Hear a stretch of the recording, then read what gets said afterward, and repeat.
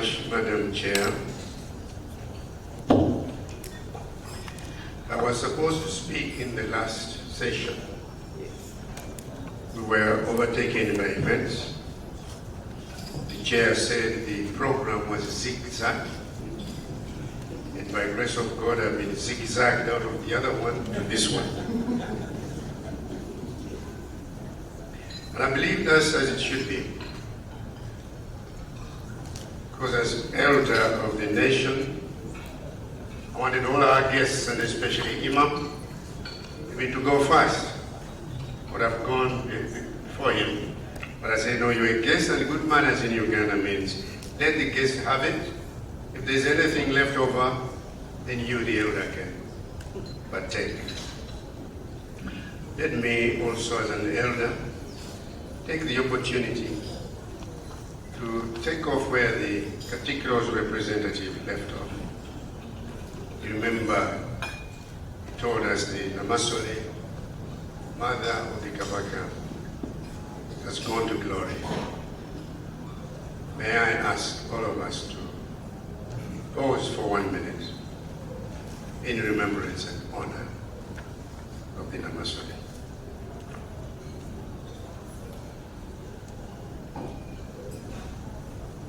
May her soul rest in bliss eternal.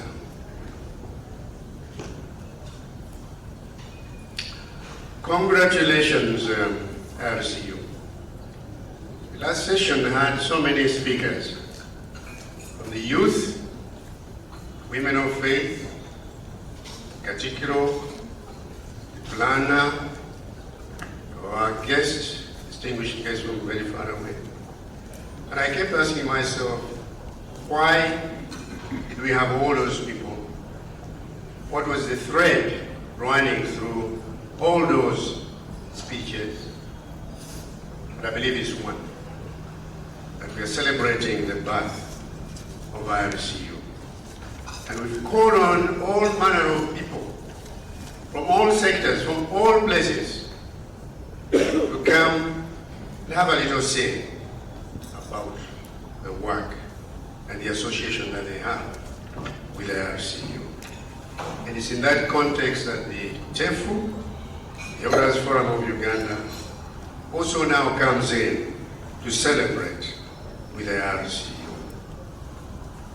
So congratulations to IRCU. 20 years of existence. Thank you. Yesterday, the Secretary General of IRCU, Joshua Chitakule, walked us through the 20-year journey, historic journey of momentous events, climbing up to the top of mountains, rolling down the bottom of valleys, a long list of good things accomplished, but equally long list of pitfalls and lessons learned. In all these, the IRCU has worked very closely and worked very closely with the Elders Forum of Uganda. The two are independent, separate organizations. Nonetheless, we have worked and worked together the 20-year journey. And we've done so more or less as twins, almost identical twins. We are of the same mind. We are yoked together in a bond of solidarity, and we are wrapped together in a band of fraternity. We have so much in common, philosophically, metaphysically, culturally, and even, I dare say, theologically. We share a common philosophy of harmony, and we live by the identical theology of peace.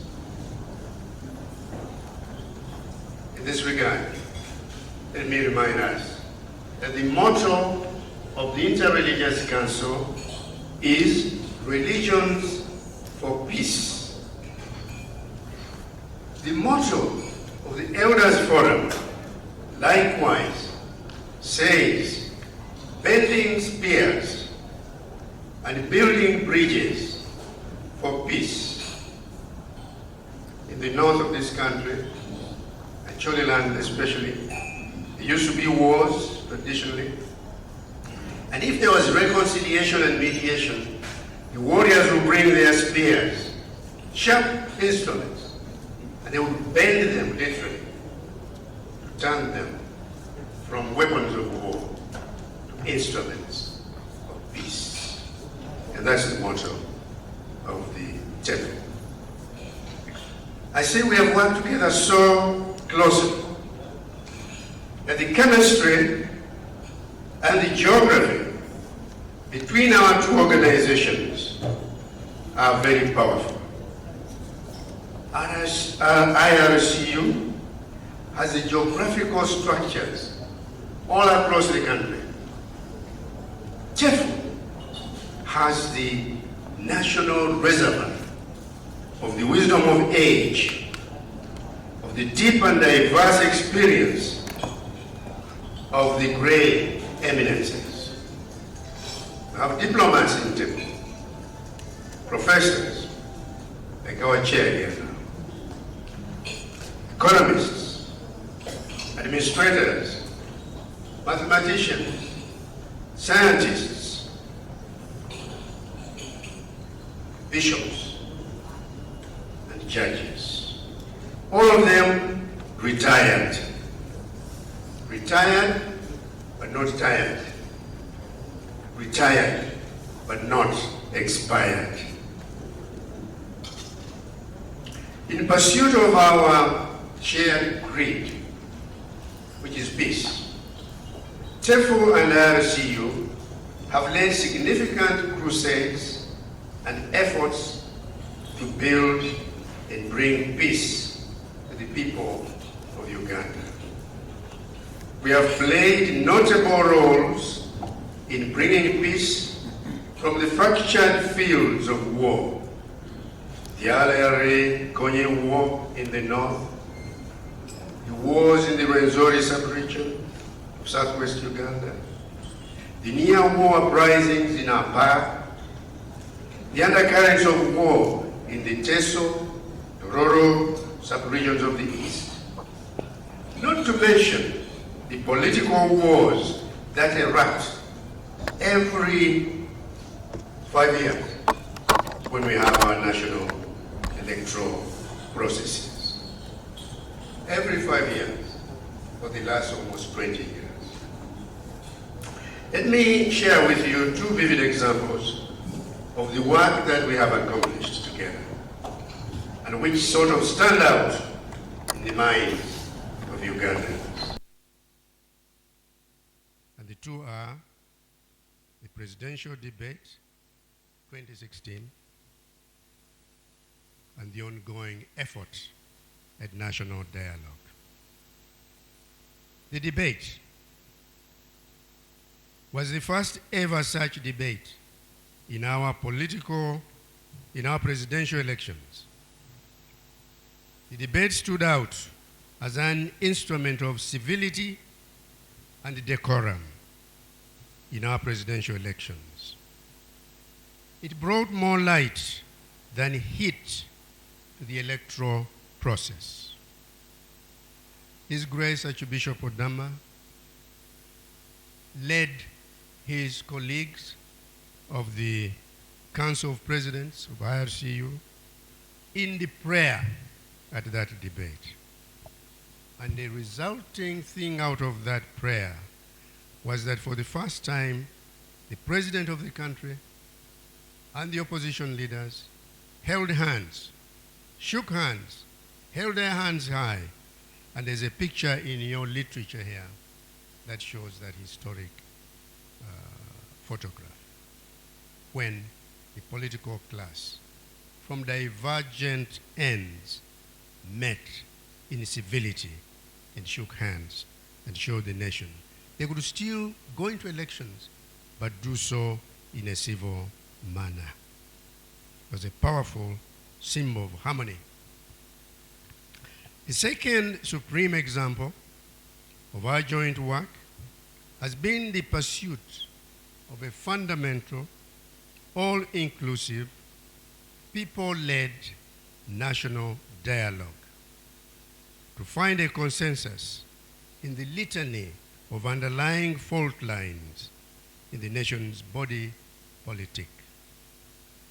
Ever since Uganda's independence, October 1963, it's close to 50 years now, the country has been racked and ravaged by incessant, unending wars, insurrections, rebellions, coups d'etat, and mega violence, culminating in the current murders and terror bombs that are dropped at the very heart of the state. Question: why this unending instability and insecurity? Why? Fundamentally, not politically, but why? Have we spent 50 years of our wonderful life as independent nation in this quagmire? Answer: all other solutions that we have tried seem to have not worked as we expected. It's not for lack of effort to try solutions. We've tried the military engagement. We've tried the electoral balloting. We've tried peace talks from Moshi, Nairobi, to Juba, and elsewhere. But those have not quite yielded the lasting, durable, resilient solution for Uganda that we want. Therefore, what are we left with? Perhaps, just perhaps, one more attempt. An exhaustive, extensive, and intensive national conversation between and among us, the people, the citizens, the ultimate stakeholders in the health and wealth of our nation. The journey to dialogue is not yet finished. It started. For a long time we've been working backwards, round the clock, but it's not yet finished. We got the governing government of the day to sign a most sacred document about 2 years ago, signed by the president of the country, in the glare of the press, the TV, the cabinet, most members of it, and the public, represented by us, members of IRCU and the TEFU. And that was the communique that Secretary General Joshua Chitakule talked about yesterday, signed by the President, to show absolute and utter commitment by the governing class that they are given to dialogue. The follow-up to that public proclamation of presidential commitment to national dialogue has hit snags along the way. A lot of mileage on that journey still remains. We are still at large in the expanse of the desert. It may take long. Nonetheless, like the exodus of old, led by a divine cloud of day and the sacred fire of night, we'll cross the shores of the sea. We'll cross the banks of the river. We will reach the land of the milk of peace the land of the honey of harmony, all through the desert route of dialogue. Before I conclude, permit me a word about the vicious challenge of the Corona conundrum. Corona is particularly lethal to the elderly, like me at this side of the table. I don't see too many of my kind that side of the table. That's okay. But Corona has a particular affinity for advanced age. But worse still, Corona has turned our world, the entire planet, upside down. IRCU has faced the last 20 years and acquitted itself very well.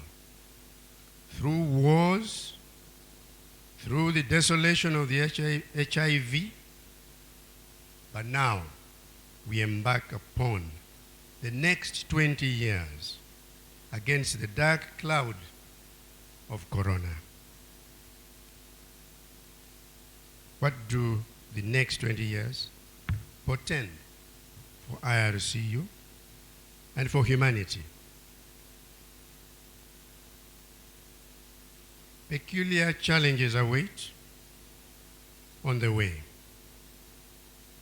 New challenges call for new tools. Big bang problems call for big bang solutions. Corona has ushered in the digital revolution with the business unusual. New concepts dot the landscape.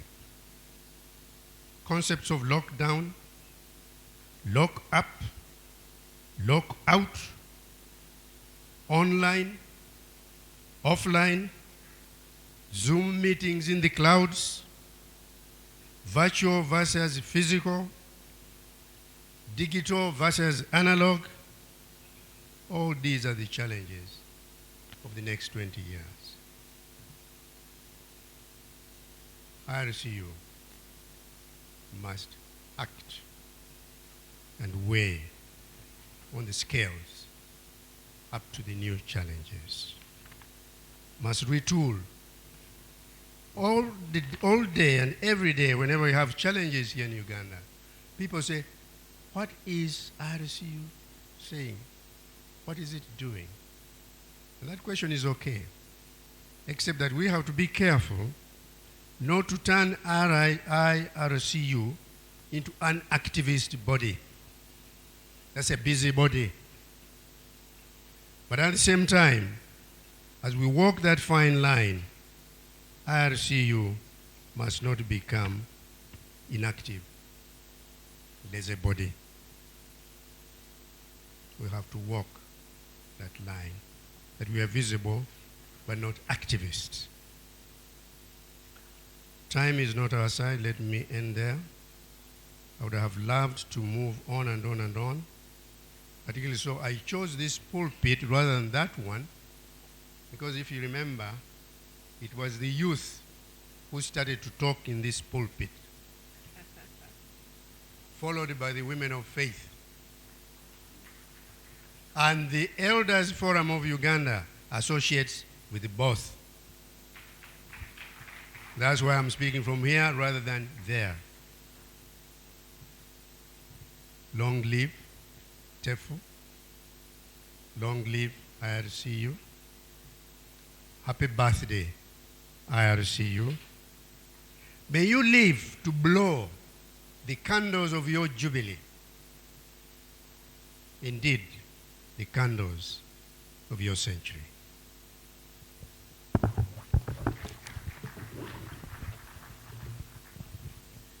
Thank you very much, Chairman TEFU. Justice James Ogola, Canon, the church, many titles that you have held over the years. That was a discussion on the national dialogue and where we are. And I liked one of the statements: we will reach the land of honey, of harmony through the desert.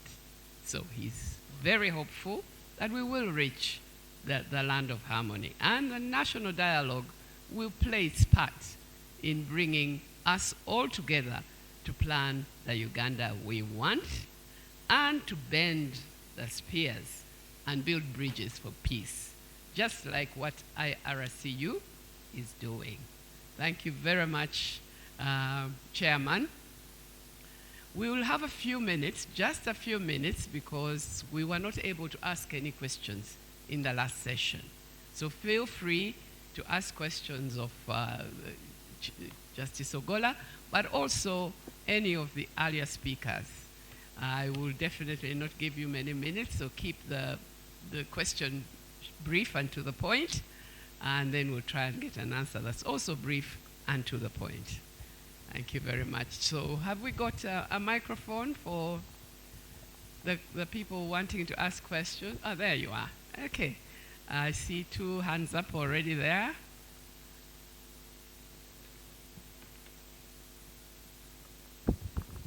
The next one should prepare. It should be a lady. Thank you very much, Chair. Justice Ogola mentioned something. We will ask you, especially in these days of masks, to also introduce yourself first. Exactly. I am Abura Bishop, Abura Joseph, the Bishop of Karamoja Diocese in Moroto. Justice mentioned that religions are for peace and for building bridges for peace. My question is, to him, are religions any longer religions for peace? Because, I give an example. On Monday, somebody came beating his chest. He was carrying a child who had got 7 points. She could not be admitted in these good schools. What was disturbing was that, as some people were saying, this is not for you, depending on the religion, because these things in the admission letters or application letters, what's your religion? Then you mention, I think this has become an elephant that is fighting Uganda. That's why I'm saying, are still religions for peace? Are the efforts of IRCU and UJCC only about this integrated approach of us being spiritual beings, having a mind and living in a body? We know so much about holism, holistic approach, the integrated approach. I think the government needs to borrow a leaf from IRCU, religious institutions. Moreover, they are the ones who started provision of social services in Uganda. So we need, I've found that many times religious institutions have been bundled up in the private sector. I don't think we belong there. We have a unique role to play. And I don't want to repeat yesterday's messages. We have a unique and sacred role to play in the process of development of this country. We should not be just bundled up in the private sector, but government should find more ways. And us here, probably this is what we are supposed to do these 2 days, find out ways of dialogue, of working together between government and religious institutions. Instead of religious institutions being put aside as politicians, they don't know what they are meddling with, we should find ways of working together. That's my point.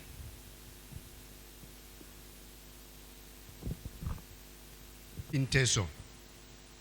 You were there, Chair. I don't remember the town. What was the town? The one next to Katakwi. We came to Katakwi. That's in Teso. But we are so close, Karamoja. And we invited people from all over. And they came to discuss some of these issues. 2, we have in RCU leaders, bishops, who lead the different regions. My Lord, Bishop Samuel Egesa, is chair of the eastern end of our country, dealing with the peace issues of this kind. And we have held so many discussions, conversations, in Mbale, in Soroti, I believe even in Karamoja itself, where we have called all the people of those areas to discuss precisely this. Now, obviously, we cannot give the answers, but we can start the conversation. And that's what we have done. And that conversation needs to be deepened and widened so that you, the people, in close range with the issues, can begin to give us and share with us what likely solutions we can have. Bishop, you also raised the issue of education by religious faith. Again, that's a historic thing.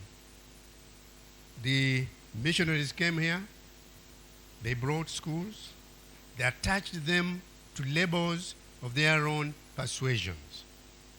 Mengo, Gayaza, Buddha were tagged with a certain faith. St. Peter's, Tororo, Ramagunga, Nabingo, Kisubi were also tagged. Then later on, the Muslim faith also came up with certain schools. There's a girls' school next to Chambogo, and so on. And that worked for some time, quite well. Problem with it was to deepen the fault lines between the faiths, to the extent that in the first independence government, Milton Obote took a decision, deliberate decision, that all schools will be made public. No more missionary schools. That worked for some time until another decision was taken to reverse that. So, some of these issues, Bishop, are the teething problems of a young nation. We are not even 50, not yet. And in the life of a nation, that's almost like toddlers. We are still creeping. And some of these issues, unfortunately, still afflict us. The more reason we believe that we should be talking about them, should be dialoguing about them. Because if we don't, they will be festering all over the place, and we'll never get the handle of them. Bishop Uyondo, land, big issue. We go again back to the history of this country.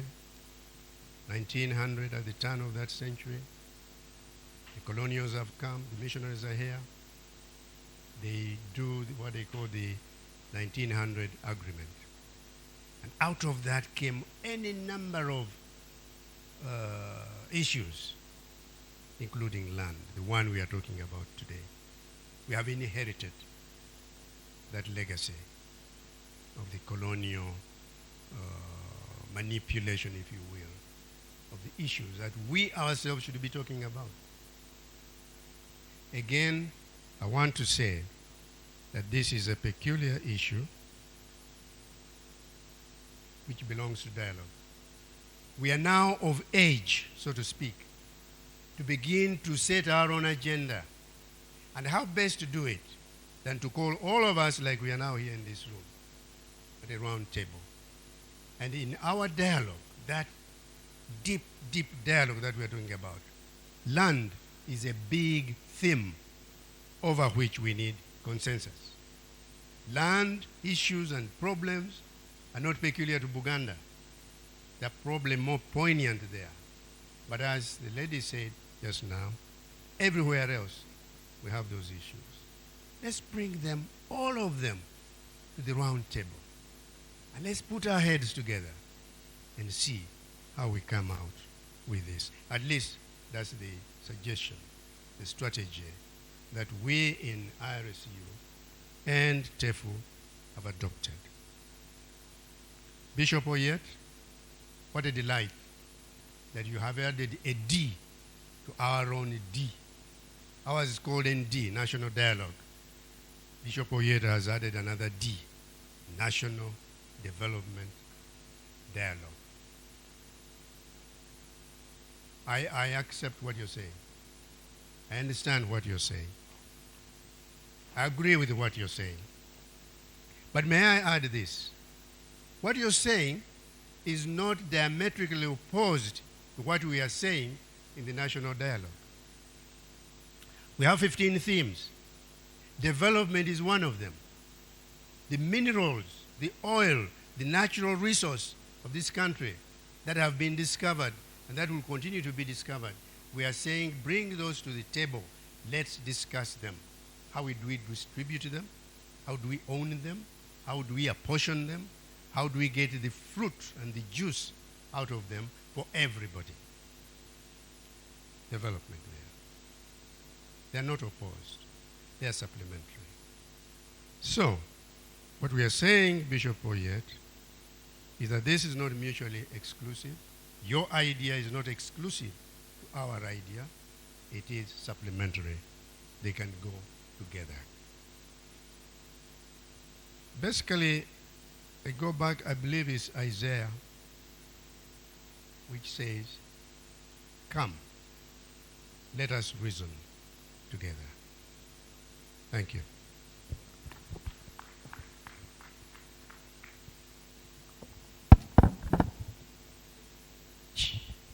Chairman Tefu, Chief Justice Ogola, for those responses.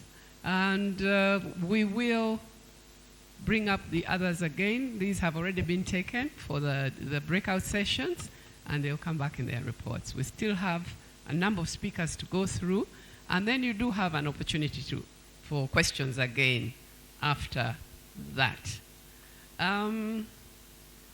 Our next speaker is none other than the Betty Kamia, Honorable Turomwe, Inspector General of Government, on the role of religious leaders. But before, we'd really love to hear some Matali, just to help us to relax. Betty, when you come on, we'll be happy to hear from you. You have the floor. Young gentlemen all. أيها المبعوث فينا جئت به الأمر المتاع سنجو صبر بابا جنيسمو مولانا طولها البدير علينا بثنيات الوداع سبو مفوتي ويوغندا اسمو Sebo shekhe mubaje webaro muri mugokora no wano mu Uganda itarari jasika sabange mwebare kujala he maulana esmo maulana abakulisi twabange mwebaro kujolwale nabarokole cheyamani wa mwera murabyawo maulana esmo Hulira b'emikwano kyetwagala ffe okubeera obumu wano mu Uganda enzikiriza tezitwawula balungi ab'emikwano swalia Maulana esmo Allah twa Allah twa Allah twa Allah twa Deputy Mufuti Sebono webalo okuja Allah twa Mufuti wa Uganda no webalo kuja hawatwa oli musajja omukugo w'ekitiibwa era yasoma ebitabo gwe ulira b'emikwano hata yawula sebo mufuti barakalla tato olina webalese hawatwa abalangira mmwe mwebala okujja n'abambeeja mukoze omulimu n'abakyala gwe mu Uganda maama weebala okujja naye abakulisitu mikwano bambi mwebala omulimu n'abalokola b'Oluganda nammwe mwebala omulimu amadiini gayamba gano waneera mu Uganda gakuteekamu erinnya okumanya oyo Katonda n'ababaka balungi ab'ebitiibwa era abe mumanyi Yesu abange tumumanyi nga nnabbi ab'emikwano ne Muhammadi abange tumumanyi balungi ab'Oluganda Allah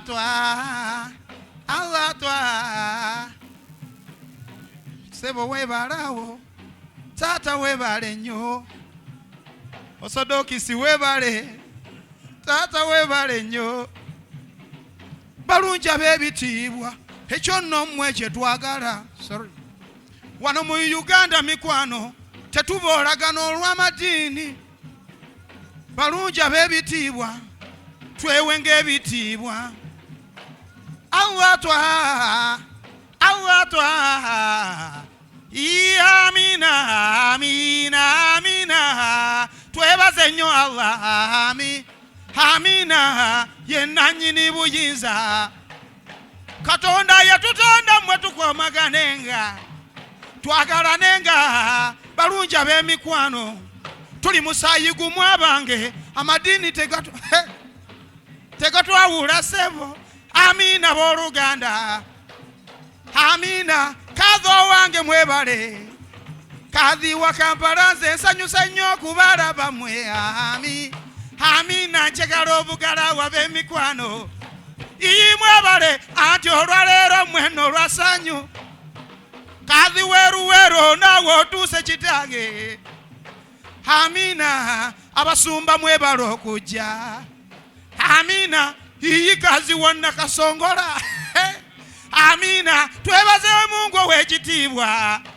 owawa kisosebo nawe taata webale nnyo abasiraamu mmwe olwaleero olunaku lwa ssanyu kadhi wawa kiso webale sebo taata ng'okoze omulimu webale kadhi waluwe seko webale nnyo amina sebo omukulu barakallah religious afeyo wange mu Uganda regional kadhi owa East Buganda webale amina Allah amina sekase simba nze nsanyusa nnyo okukulaba gwe amina twebaze Mungu wa kitiibwa amina twagala n'emikwano amina naye seeka barakallah mukwatiridde obusiraamu nno wano mu Uganda amina Allahu nuru kone ttaali eryamufutya wabe ebikwano sabula amina Allahu amina Allah nabiyuna rasul amina Allahu nuru. Thank you very much. That is Umat Salam Kampala Matal Group, our East African #1 team.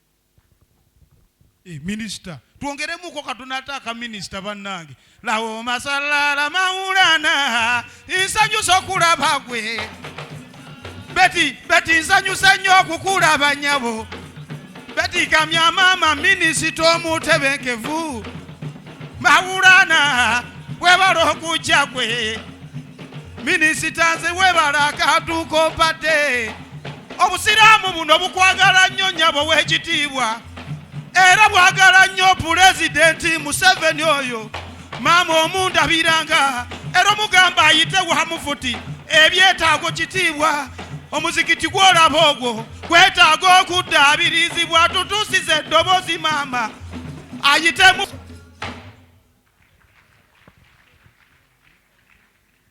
Thank you, Matali True, and we hope you'll come back and sing for us again. I think the issue of the wonderful mosque that we have is really, I think we all need to come together to help. The Gaddafi Mosque is huge. It has very nice infrastructure, but it requires renovation all the time, and I think we have to come together as Uganda and work on our mosque because it belongs to all of us. Thank you. Yes, Honorable Betty Chiromwe Kamia.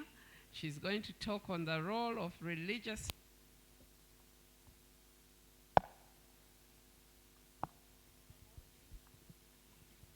Hello, okay, it has come back. In promoting active citizen participation in social accountability, now in your position as the Inspector General of Government. Welcome, Honorable Betty.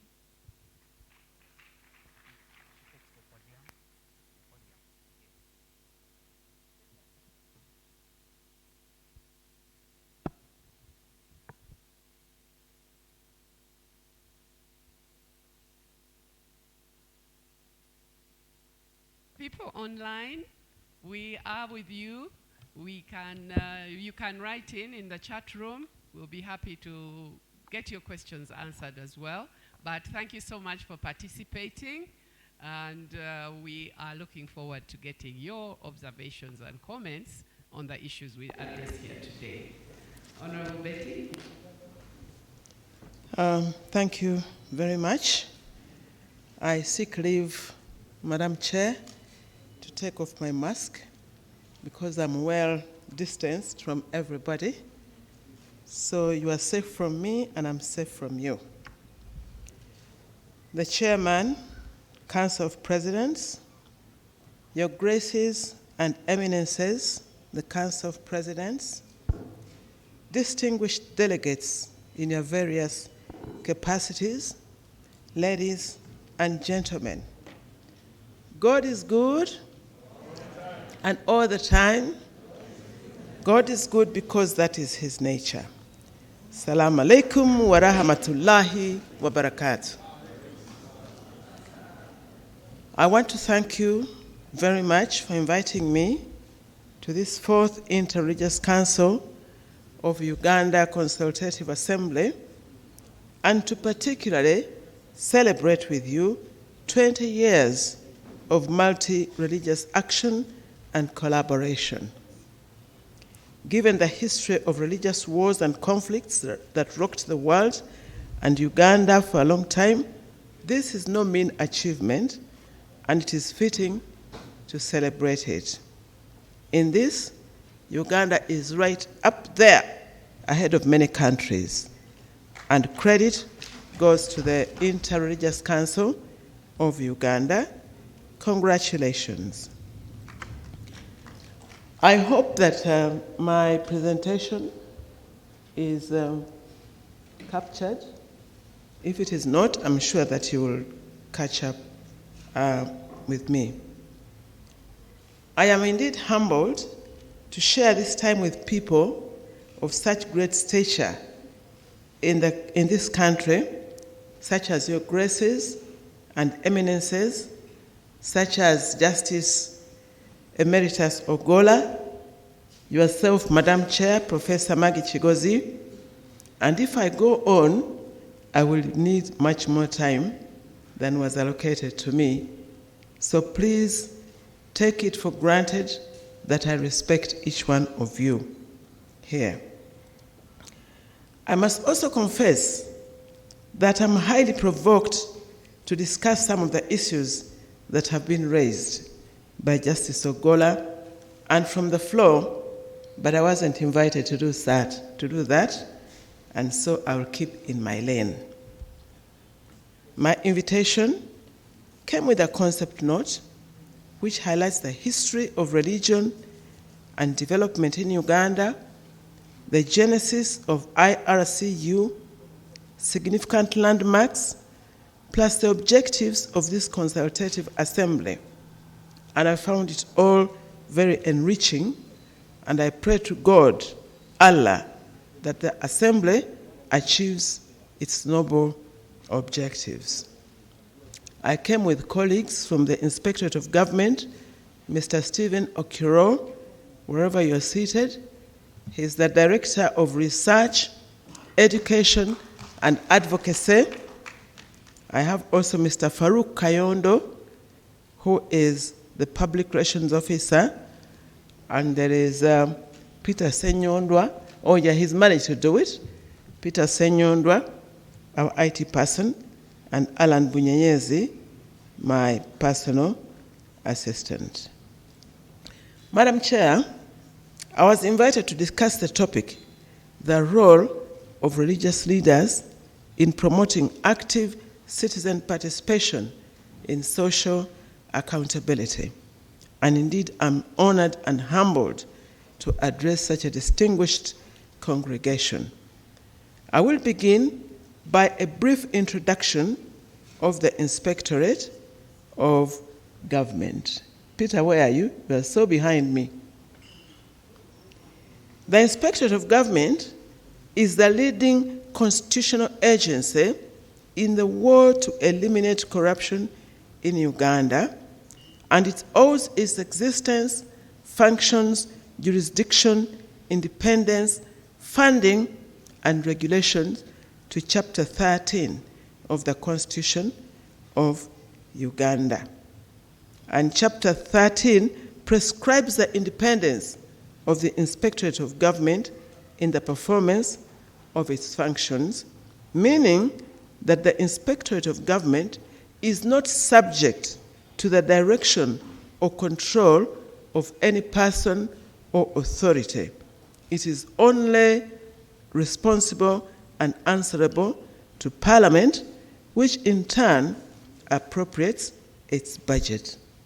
And if Peter moves with me, I will not read them all, but on the screen you can see the functions of the Inspectorate of Government, but I will summarize that our main mandate is to foster the adherence to the rule of law and principles of natural justice in Uganda, and to eliminate the elimination of corruption, abuse of authority, and abuse of public office.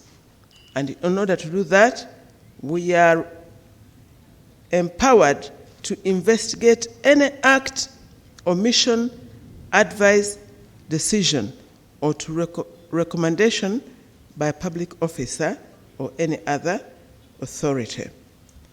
This mandate, ladies and gentlemen, gives the Inspector General of Government jurisdiction over every public officer or person who benefits from public funds, except the President, who is protected by the Constitution while he or she is in office.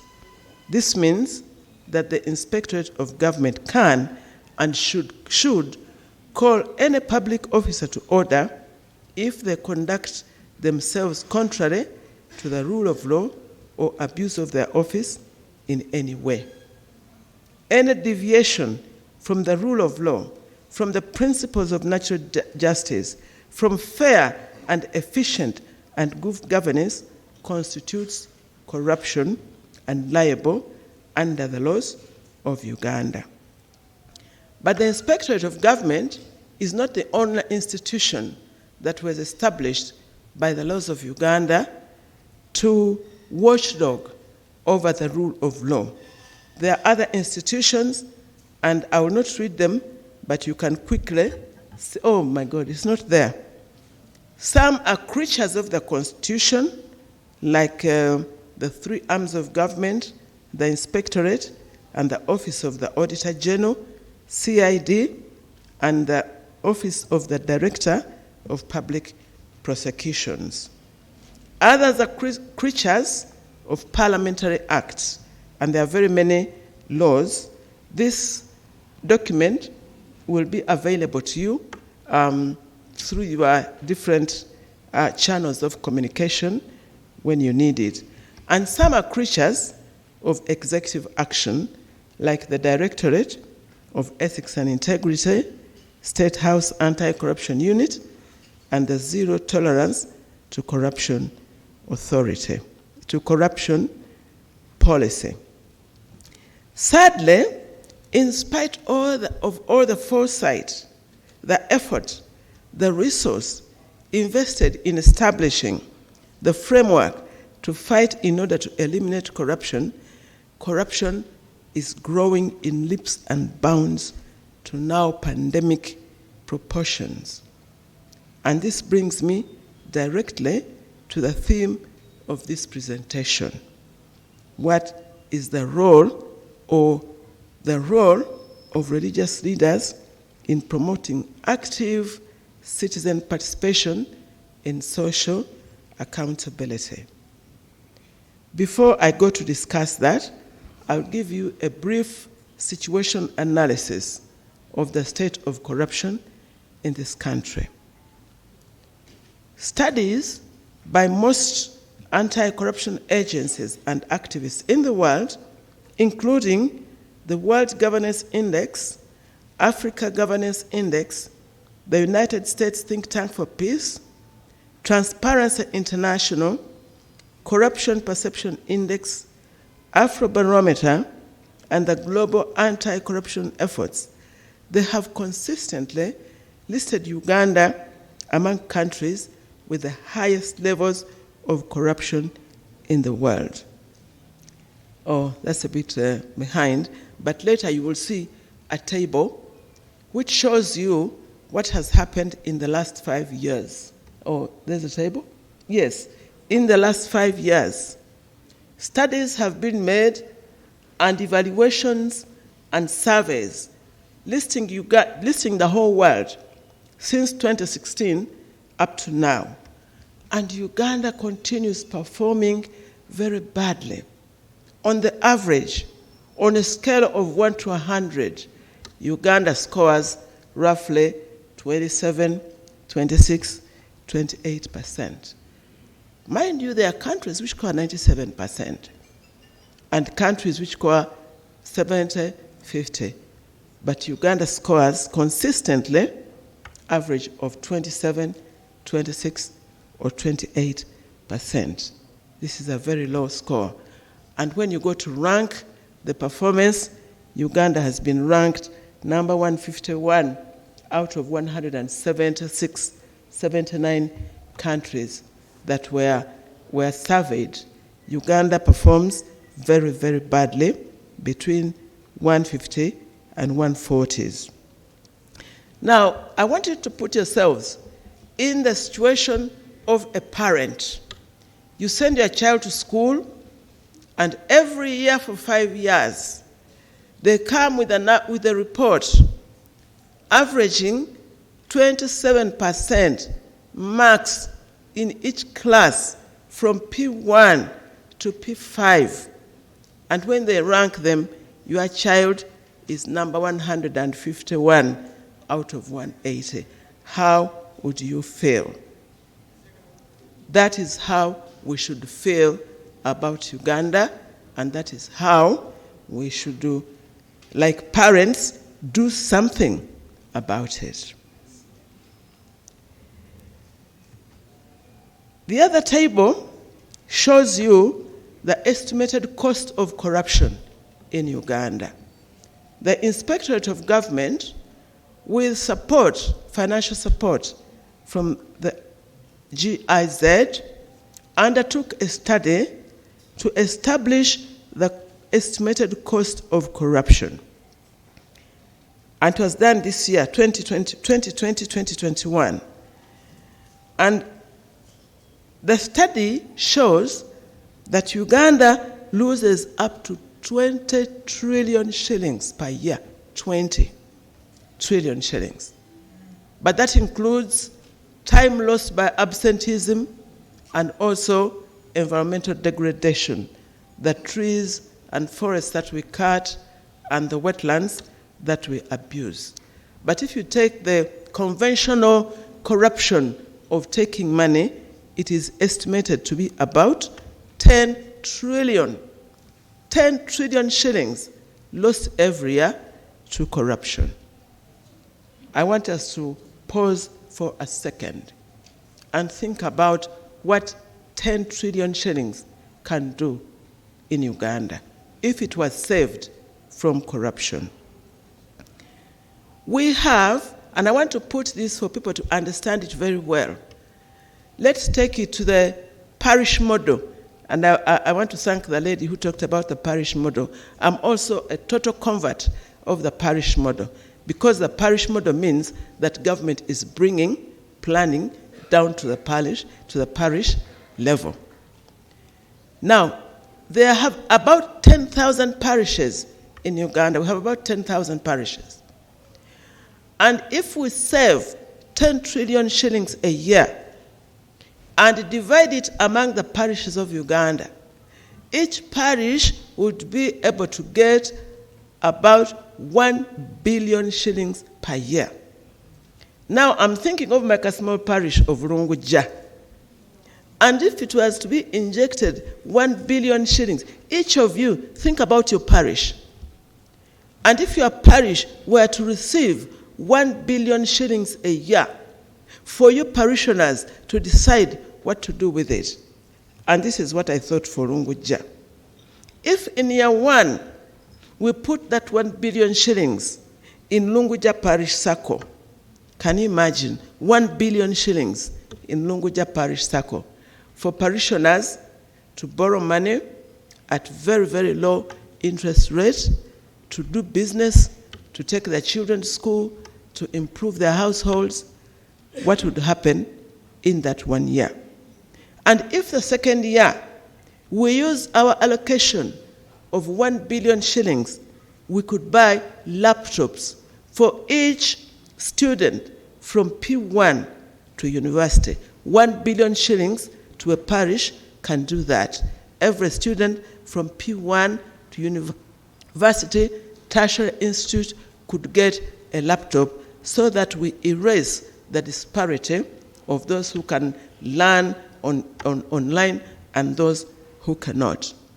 And if in year 3, we used our billion to extend electricity to each parish, and year 4, to provide piped water to each parish, and year 5, to provide a well-equipped health facility, complete with a resident doctor's residence, wouldn't we be able to transform a parish in 5 years? Ladies and gentlemen, this transformation is achievable. But we need to save the 10 trillion shillings that is lost in corruption per year. This is a war that we have to fight. And this is a war that all of us need to join.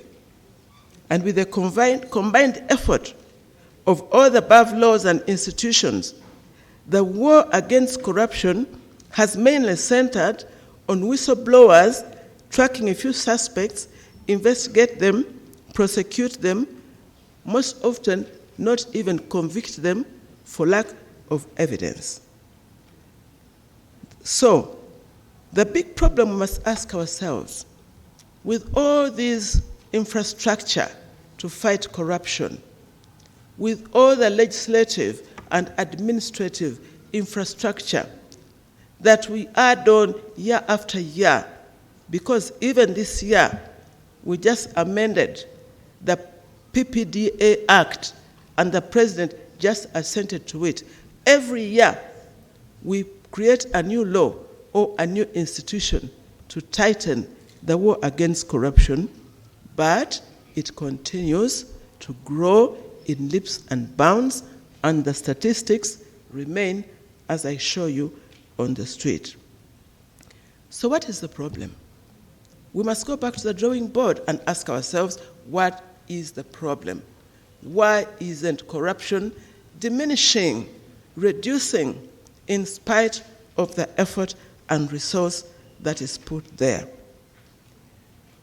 I want us to consider the question whether the designated warriors against corruption, I mean us, are ideologically competent to fight the war. In short, are we the people fighting the war, that is the legislature, the executive, the judiciary, and all these institutions and civil society? Do we feel the pain of corruption? Do we understand the cost of corruption so that we should put in our everything. Is it really our war as the elite discussing corruption in our air-conditioned boardrooms, five-star hotels, chauffeur-driven, top-of-the-range vehicles with our six-figure salaries and guaranteed healthcare insurance policies for ourselves and our families? Do we know the pain of corruption that we should pour our whole hearts in the war? That is the question that I want to put to us. And the answer is, whether we lose this war or we win it, and we are losing it, we still get our salaries. And we even ask for raises. We still get our emoluments. When the car gets old, they will buy me a new car. Most people in this room and in all the boardrooms that are occupied in the hotels in Kampala discussing all sorts of things, they are not victims of corruption. They don't even know the pain of corruption. Because when they go to Mulago, they don't die. They get somebody to fly them to India or Nairobi, or they go to one of the private hospitals in Kampala and get medicine. So all of us, most of us who discuss corruption in these air-conditioned boardrooms, we are not victims of corruption. We don't understand corruption. We don't feel the pain of corruption. So whose war is it? Is it our war? If I can't put in my everything, if it's not a matter of do or die for me, is it my war? That's why we are asking, whose war is the war of corruption? Maybe to make us understand it a little bit better, I will take you to the war of apartheid in South Africa. Whose war was it? There are many Europeans who actually supported the war on apartheid. They helped. They did whatever they could. But was it their war? It was not their war because they did not suffer the humiliation. They did not suffer the segregation.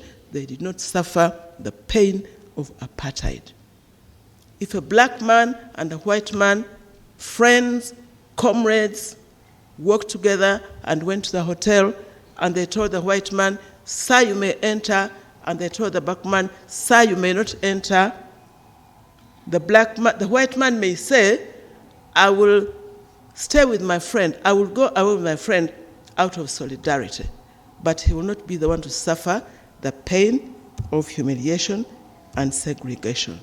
So whose war was the pain of apartheid, and whose war is the pain of corruption, against corruption?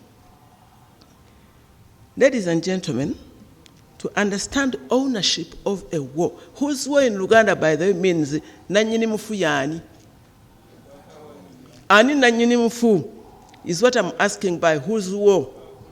For those who don't understand Uganda, loosely translated, it means who is the owner of this dead body, so that you touch the filthiest past, the most, because people will come to help you with the funeral arrangements. But who is the bereaved? Whose owner, who is the bereaved, so that we help the bereaved?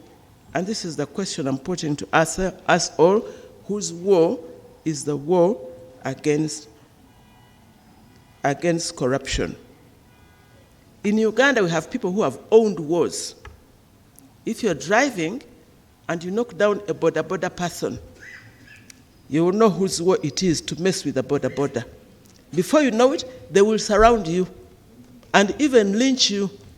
They have done it. They don't even know who is riding the border, whose it is.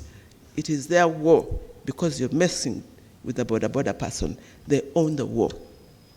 In the village, when you steal a chicken, people turn themselves into a mob and they serve mob justice because they understand the pain. They associate with losing a chicken. So they will serve justice, mob justice. They own the war. But when you say Mr. X or Mrs. Y has stolen billions on your village, has stolen billions of Uganda shillings, and is taken to court and is taken to prison, that very villagers will demonstrate and say, leave our son alone, leave our daughter alone, because they do not associate with those billions. It is not their billions. It is government billions. Sometimes I was talking to some councillors in Entebbe, and I told them about stealing billions, and they said, "Abana mubareke beyiye," because she did not associate herself with this money. Mubareke bakole ki? Beyiye. And I told her, do you realize that beyiza mu lusuku lwo? They are in your garden. You want them to steal, but you need to understand that it is your garden. Until you appreciate that they steal from your plantation, you will not do anything about it. In fact, if they are apprehended, you will riot and say, let them go. This is our son, and this is our daughter. So we need to own the war. And this is where I want to talk about the role of religious leaders.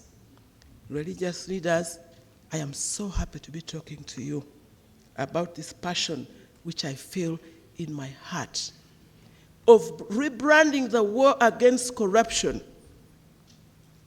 from being the war of the president, the war of the government, the war of the IG, the war of CID, the war of the RDC, to turning it, rebrand it into the war of the people, the war of the citizen. And so, the new regime at the Inspectorate of Government, of which, by the grace of God, I was asked to lead now 2 months, we intend to continue with the old practice of chasing after the corrupt, of investigating, prosecuting, and even sending them to jail, and recovering their loot.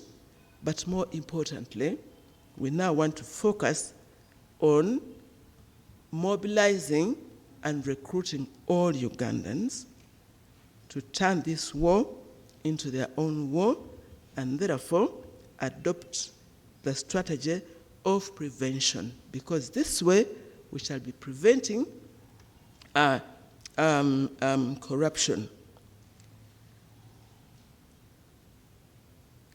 You remember, ladies and gentlemen, when we fought the war against AIDS and the war against COVID-19 now, those two pandemics that we are fighting, it was necessary to first unmask the enemy so that you give it a face, you give him a face, so that people know whom they are fighting. You remember how we unmasked the face of AIDS, how we unmasked the face of COVID, so that everybody knows what AIDS is, how you get it, and how to avoid it. Similarly, with the war of corruption, we need to unmask corruption, to give it a face, so that people understand what corruption is.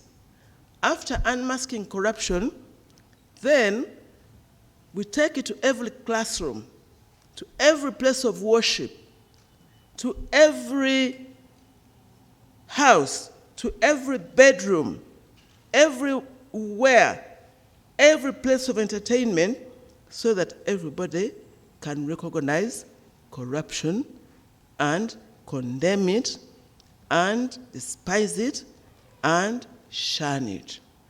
Now, I want to give you the face of corruption. The face of corruption is that lifestyle which cannot be accounted for by people's known sources of income. Corruption is that expensive car which does not match your salary. Corruption is that mansion you live in for which you cannot account for.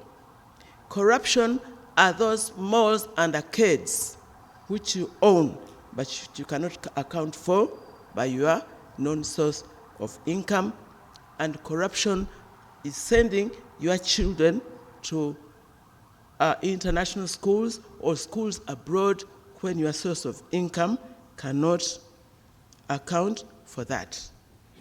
That is the face of corruption. And everybody should now be curious to know people's sources of income, because they could be playing in your plantation.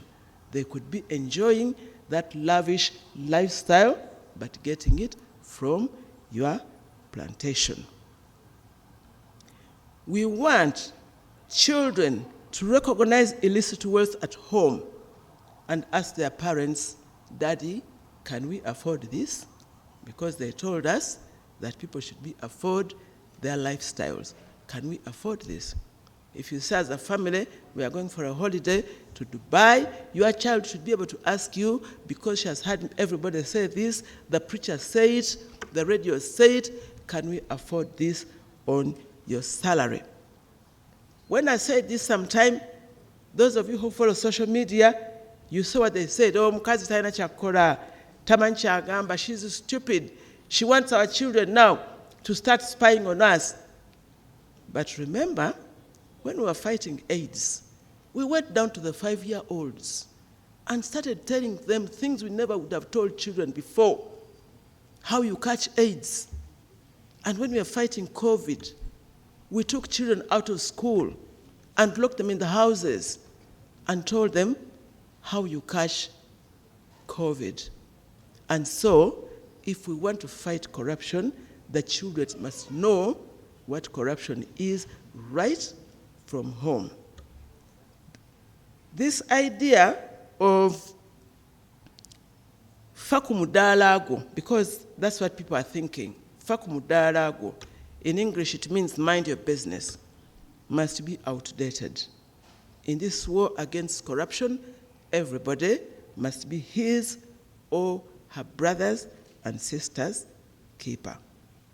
And so, my call on religious leaders is to empower the masses, to empower your congregation about the cost, the pain, and the face of corruption, and rally them to realize that they are the victims and to own this war.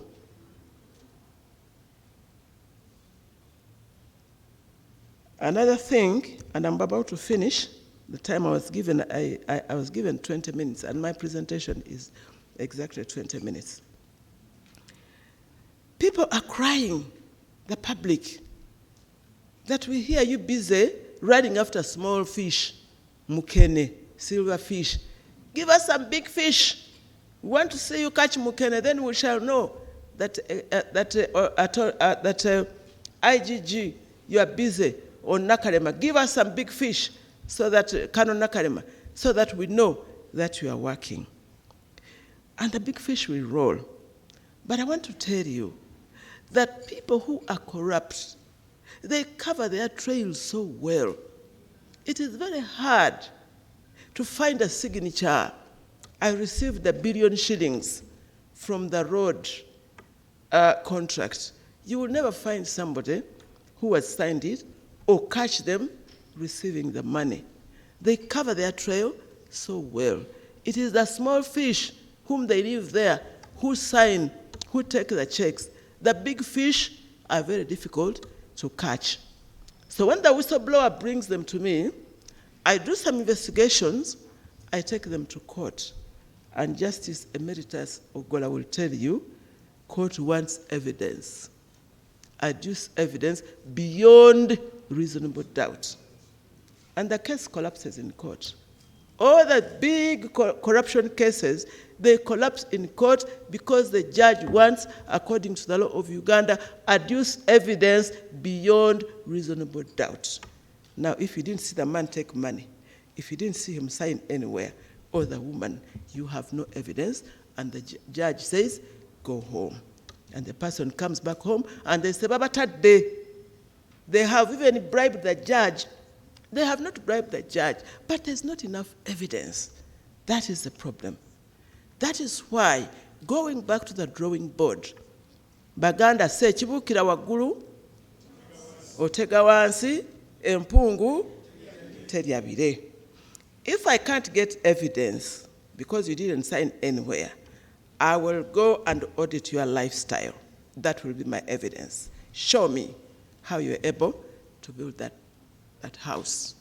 That is where the lifestyle audit, that is how the lifestyle audit is the one that is going to win the war against corruption. We want to mainstream the war in all religious programs, in all civic and other programs. We want to mainstream the war. On Thursday, next Thursday, the 9th of December 2021 this year, Uganda will join the rest of the world to commemorate the International Anti-Corruption Day, which was so designated by the United Nations General Assembly. And we have done that for many years. And many activities are being planned. Some of them, I'm sure, that you have followed them, or you are following them all over the country by both state actors and non-state actors. But I want to tell you some of the activities we have planned for this week, which we call the Anti-Corruption Week, leading to the International Anti-Corruption Day. I wish to propose to religious leaders, and for me, inviting me here, and even scheduling this assembly on this particular day, in this particular time, is the work of God. May his name be praised. Because I would like to propose that on Friday, the 3rd of December, all mosques in the country, with due respect to your eminence, should mold their preaching and their message around corruption, the evil of corruption, the pain, the victims of corruption.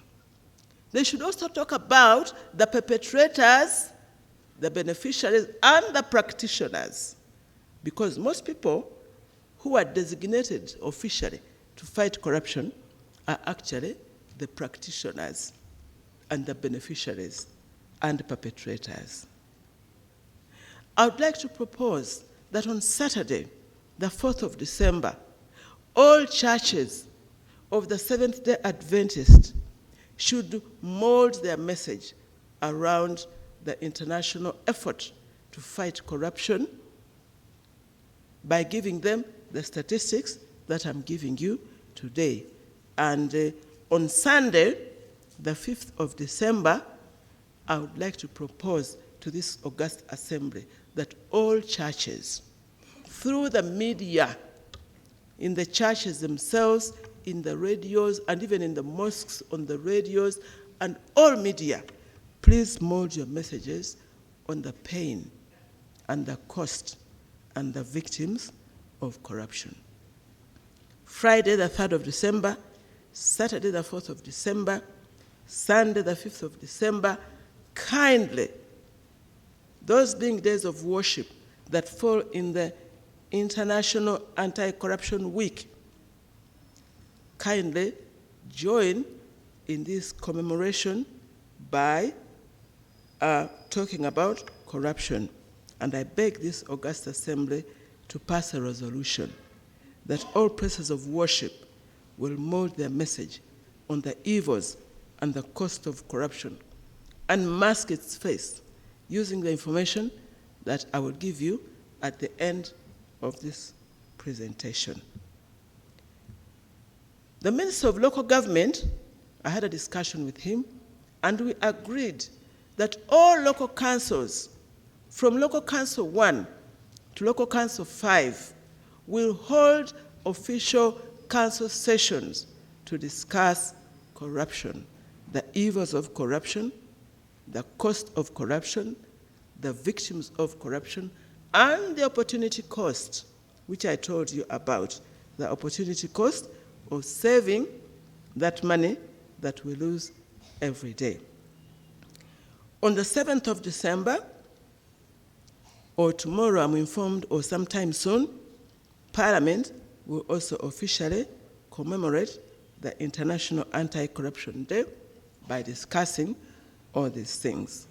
And finally, on the 9th of December, His Excellency, the President of Uganda, will be the chief guest at the occasion of commemorating the International Anti-Corruption Day in Kololo ceremonial grounds.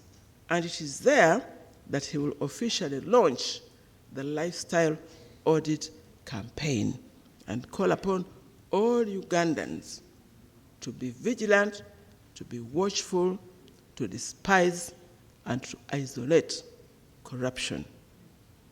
We intend to adopt this campaign vigorously and roll it out. Last week, I told you that God works in mysterious ways, His wonders to perform. Last week, the entire media fraternity were in this hall, like you are. Bishop Serada, you were there. Pastor Serada, you were there. You are my witness. All the owners of the media met in this room, and by the grace of God, they invited me to come and talk about corruption. And I said all this to them. And we proposed to them that all media houses should also convey this message to their congregations. And last Monday, Cabinet discussed and led the way by discussing it. This means that we have begun the process of mobilizing the entire nation to fight the war on corruption. People think that corruption happens only in government. That is not true. Corruption happens in private sector as well. And as you know, in all churches, mosques, and places of worship, there is corruption. Sadly, but true, corruption is everywhere. In the private sector, just as in government, procurement officers inflate prices of goods and services. They buy air. Human resource officers and managers recruit not the best candidate, but those who pay for their services. They ask for bribes for small services, which should be free. Secretaries and office attendants, they hide files until you pay something for your file to be discovered immediately, or to make an appointment for you to see their boss, or to be put on the list of who to travel with the boss. At the end of the day, this corruption in government and in private sector makes our economy very expensive. It makes it less competitive for investment.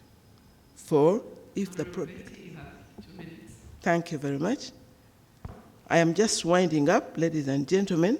So I'm summarizing that corruption is not in government alone, it is in private sector as well. And when you put it together, we all suffer because it makes our economy less competitive, and we suffer, all of us. This is a clarion call.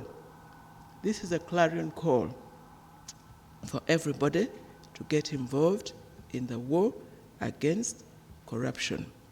I have asked Mr. Kitakule, please, we have a flyer which I've sent to you and which can be displayed, which you can use, which is much simplified. It's a one-pager, a Q&A, which you can use to reach your congregation. I thank you very much for your attention, and I say all this for God and my country. Thank you very much. Thank you very much, Inspector General of Government, Honorable Betty Romwe Kamia, for that really very enlightening on a very, very important topic for Uganda. Your figures have been 27%. It's not even pass mark anywhere in any language. And then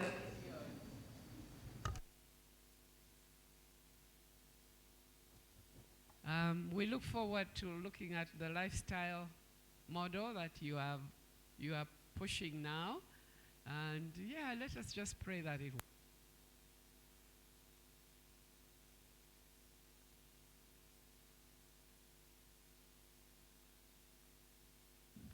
There's no time for question now, it's time for lunch.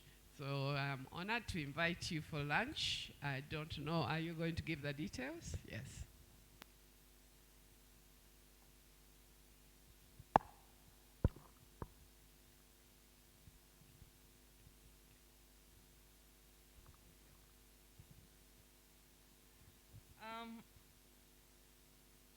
Thank you very much. This is Florence. It's okay.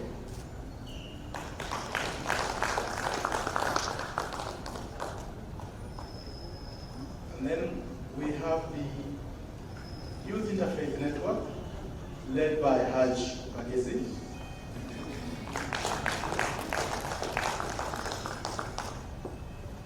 Let's of honor, we also have the staff of the ISU Secretariat that support the council in their work. May I ask my colleagues from the Secretariat to stand up?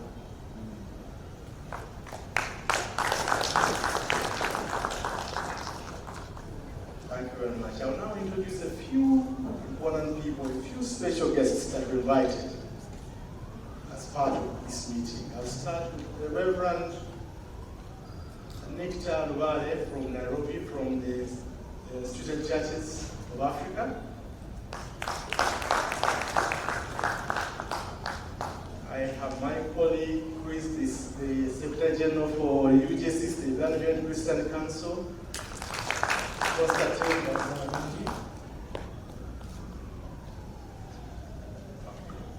I'm now told that the Director General of the Ugandan Commission is here.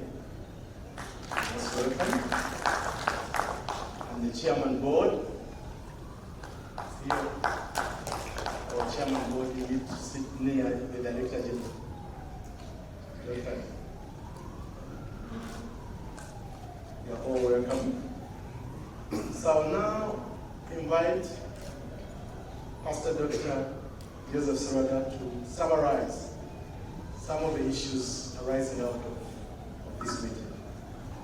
Pastor Doctor, welcome.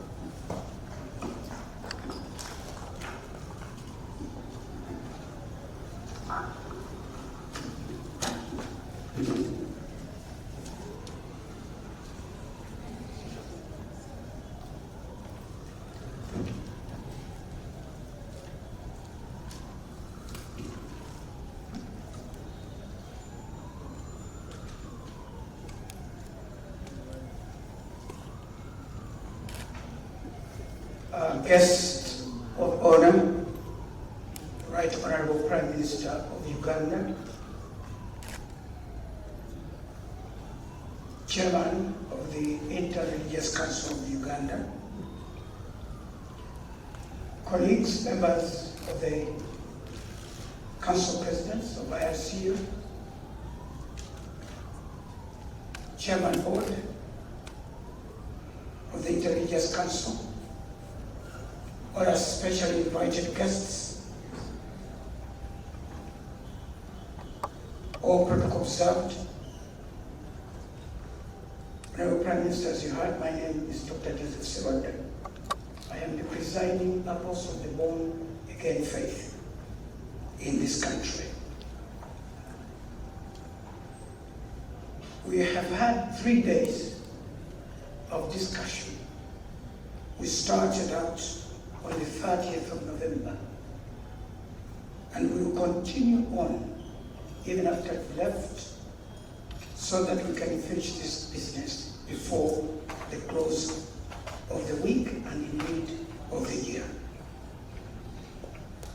Now here I have the framework for the resolutions of the 4th Consultative Assembly as we have reached them. This is a preamble. We, the members of the Interreligious Council of Uganda, IRCU, gathered here at Hotel Africana, Kampala, from 30th November up to today, 1st December, for the 20th anniversary of our organization, the IRCU, being grateful for 20 years of marked religious action and collaboration, and determined to focus on interreligious dialogue, holistic development of all persons, building peace, and speaking for those most in need. Ordained by God to provide care, compassion, and love, we represent the multitudes of Ugandans whom we serve individually in our faiths, and whom gladly we serve as though through the interreligious cause of Uganda, as if they were one.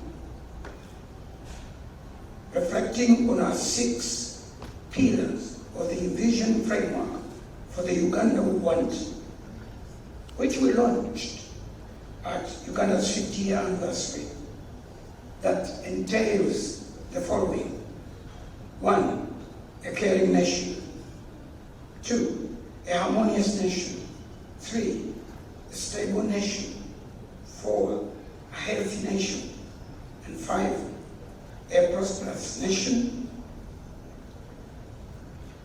Building on the successes that we have registered in the last 20 years, and acknowledging the challenges that lie ahead of us, especially due to the COVID-19 pandemic, we have resolved as follows.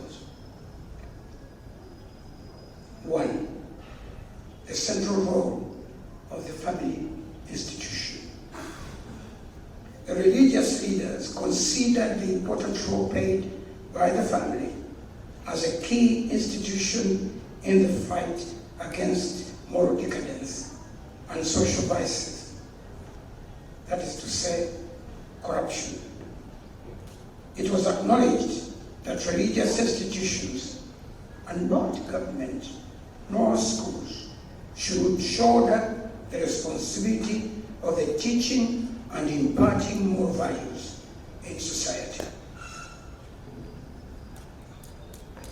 They supported the use of family, religion, and culture as the pillars to rebuild morality and social values. 2, building consensus on the issue of terrorism. It was acknowledged that over the years, many Ugandans have lost their lives due to terrorism. In this regard, religious leaders committed to adopt one voice in order to address the issue of terrorism. In particular, religious leaders should pay attention to youth unemployment, extend education opportunities, and consider administering psychosocial support to the young people in partnership with government and other stakeholders. 3, reopening of education institutions after the COVID-19 lockdown. The impact of COVID-19 has been severe in the social and economic sectors of the country. Statistics indicate many school girls got pregnant at home following the closure of the educational institutions. Nevertheless, religious leaders committed to ensure that the readmission of pregnant girls in the school system does not lead to further immorality. Besides, it was observed that the born child requires as much attention at the reopening of schools next year. Therefore, schools, religious institutions, and government should make comprehensive arrangements to contain the likely challenges following the reopening of our schools. There is need to consider the lives of both boys and girls whose lives were impacted by the COVID-19 pandemic. 4, building institutional resilience. The COVID-19 pandemic has exerted a huge toll on all of the different social and economic sectors of the economy in our country, namely health, education, business, transport, tourism, religion, among others. To overcome emerging challenges, religious institutions committed to enhance resilience by adopting the following stages: preparedness, mitigation, response, and then recovery. We encourage government to work together with citizens to develop a comprehensive response to the COVID-19 challenge.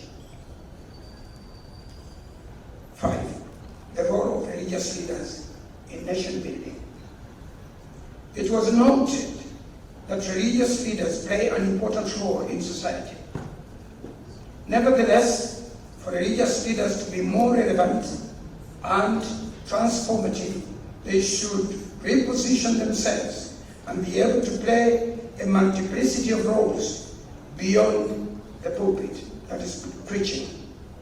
They should guide, explain, teach, and pastor the entire community, going beyond their immediate religious communities and or congregations. Number 6, advocacy and influencing public policies and laws. It was noted that the Interreligious Council of Uganda has made contribution to the formulation and amendment of policies and legislation in the country. However, it is on record that courts of laws have been used by some sections of society to reverse pro-people legislations such as the Anti-Homosexuality Act and the Sex Education Policy.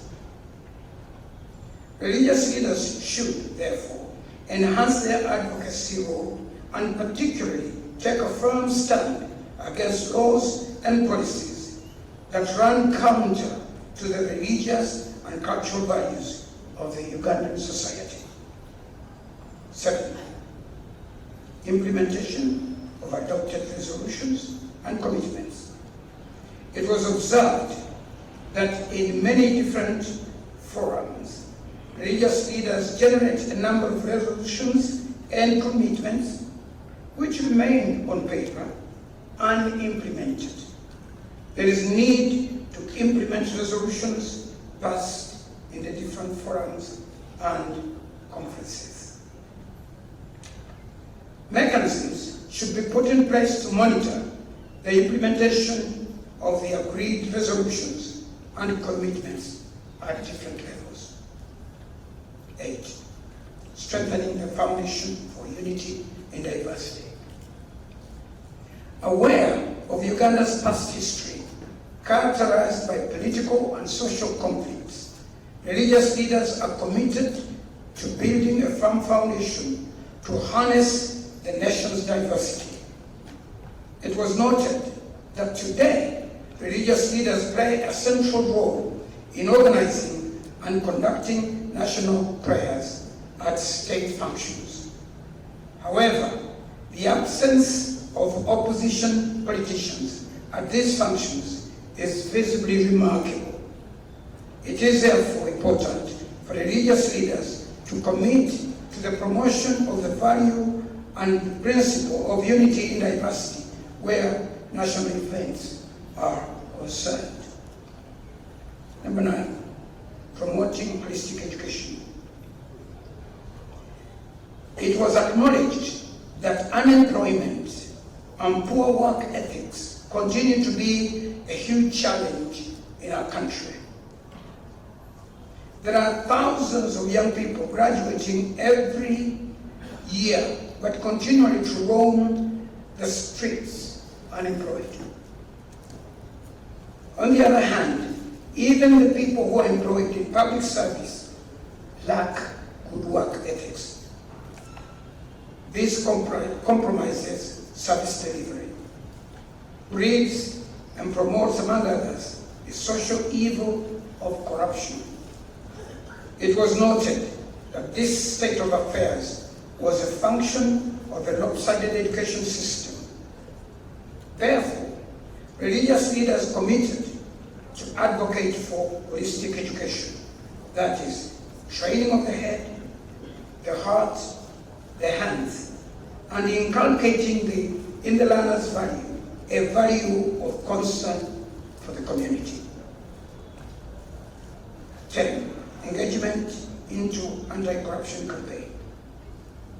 Religious leaders have committed to be at the forefront to support and advocate for the elimination of corruption in Uganda. They supported the adoption of a lifestyle audits as a mechanism to unmask corruption and expose the corrupt in our society.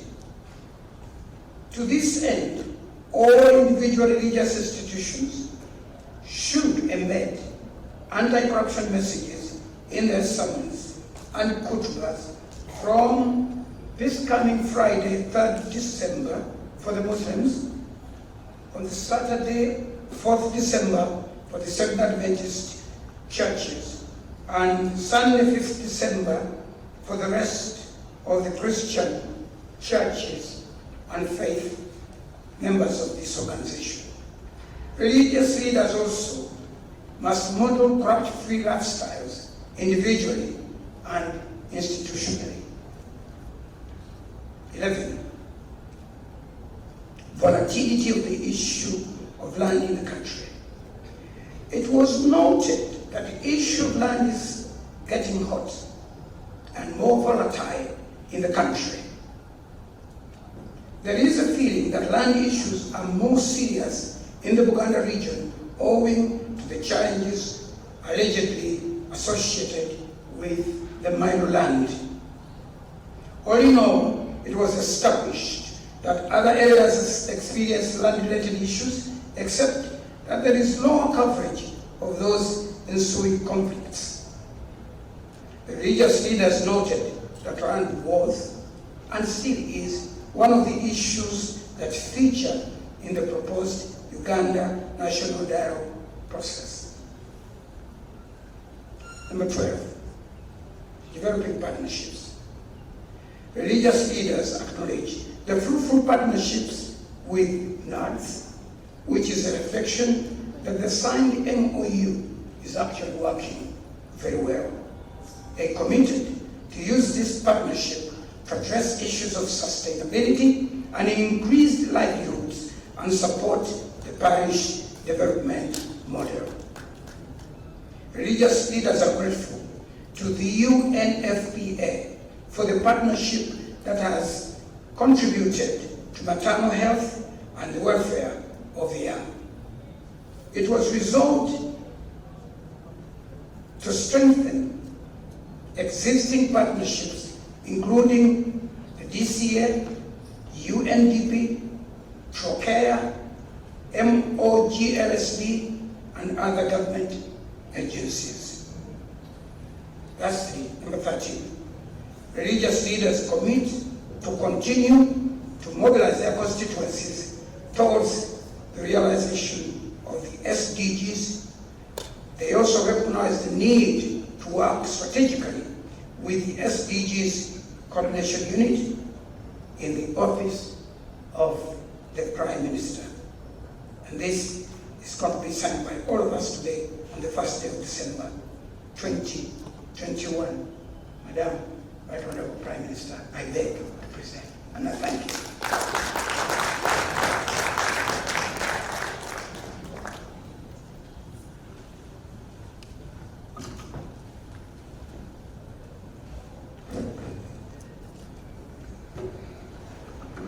Another hand clap for Apostle Dr. Silva.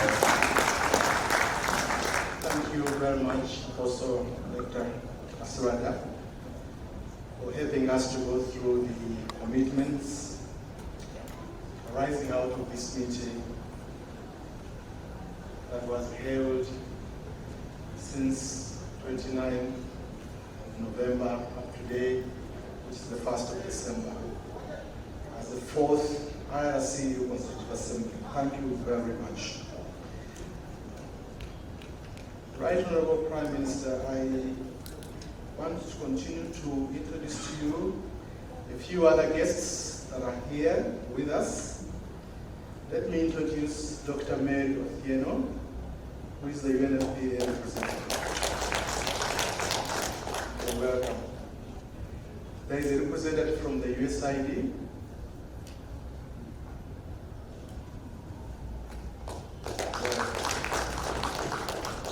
We are in partnership with World Vision, and World Vision sent us a representative. World Vision, please. Well, let me also introduce OHT Taira, representing the Hindu community.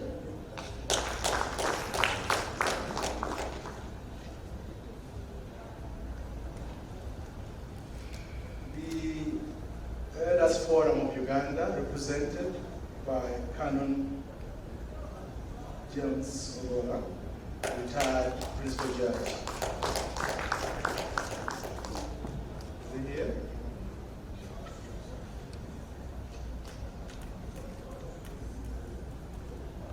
We also have the territorial commander of the Salvation Army, Colonel Samuel Opawa.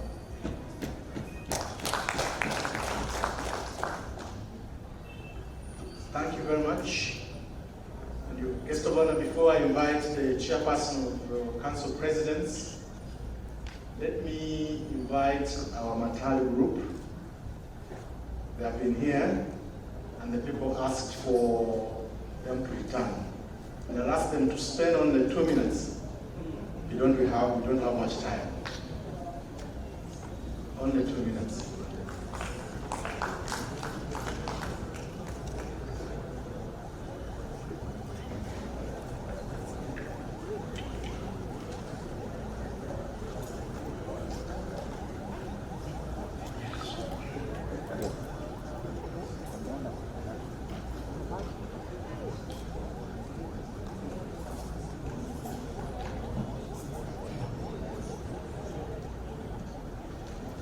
Sallallahu ala Muhammad.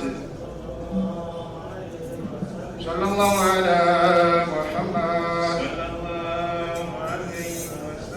Yimurebe kwafe, murebe kwafe, abage kwa kusoma, murebe kwafe, kwa kusoma, kwa garana na kwega. Murira murebe kwafe, abage kwa kusoma, murebe kwafe, kwa kusoma, kwa garana.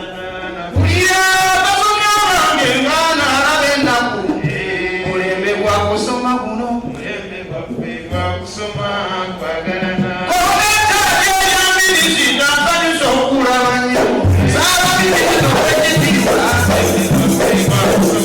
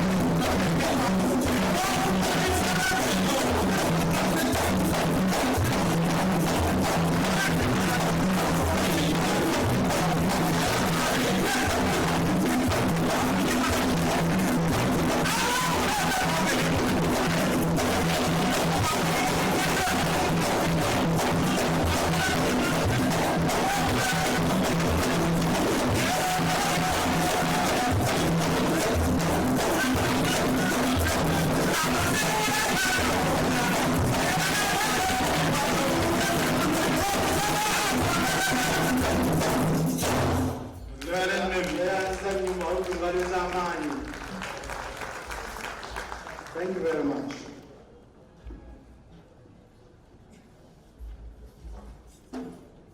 Right Honorable Prime Minister and guest of honor, I would like to introduce another partner, a long-time partner, the representative of the Dan Church Age.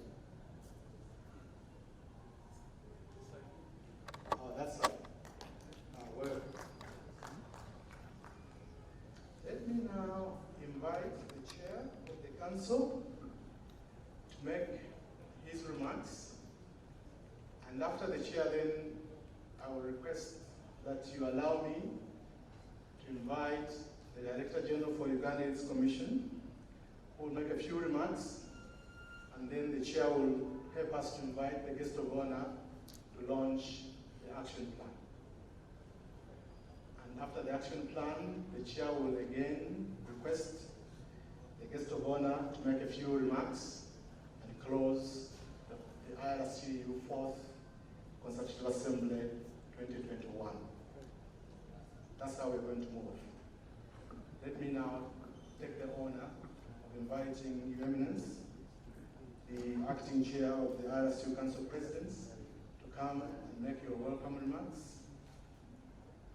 and also introduce the Council Presidents. You are welcome.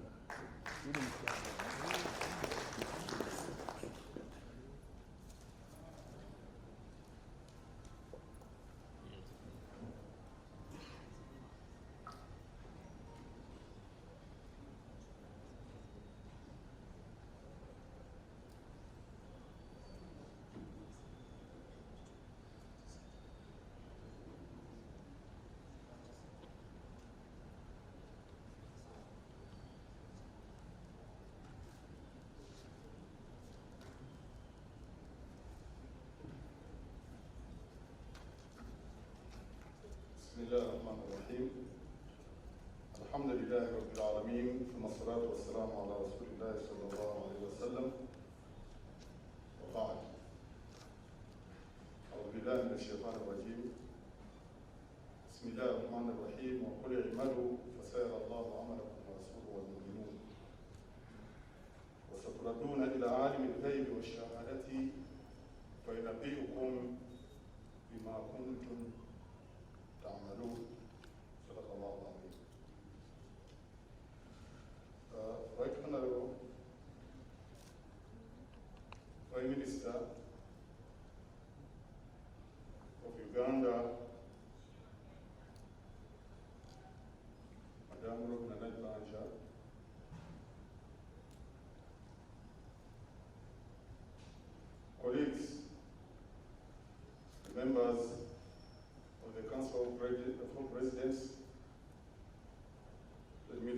opportunity of welcoming them and also introducing them. On my immediate right is the presiding apostle of the Born Again Faith community in Uganda, Apostle Dr. Joseph Serada.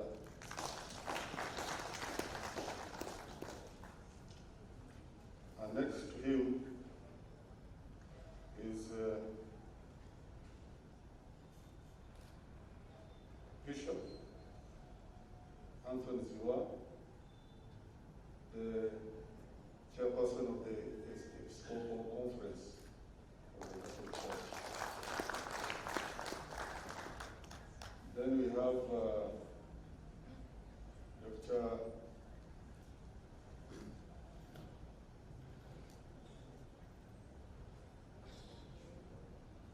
Bishop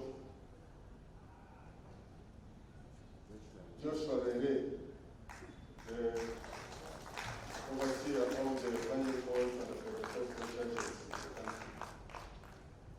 Dr. Daniel Mate is the president of the Seventh-day Adventist Church in Uganda. And lastly, Bishop Situ, who is now acting in the job of the late Joshua Wanga of the Jonah Wanga of the Orthodox Church. Before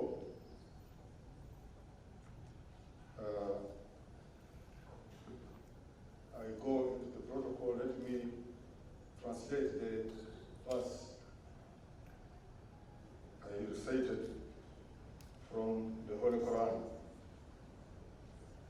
The Almighty God tells us that, and I say unto thee, act. Allah will behold you and your action, and so will the messenger and the believers will acknowledge your action. Before I read the official communication of the chair,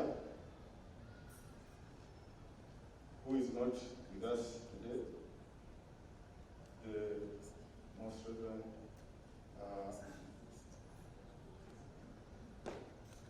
Archbishop Kazimba Mugaru, Dr. Kazimba Mugaru, let me just have a few remarks. After acknowledging all the protocols, because of time,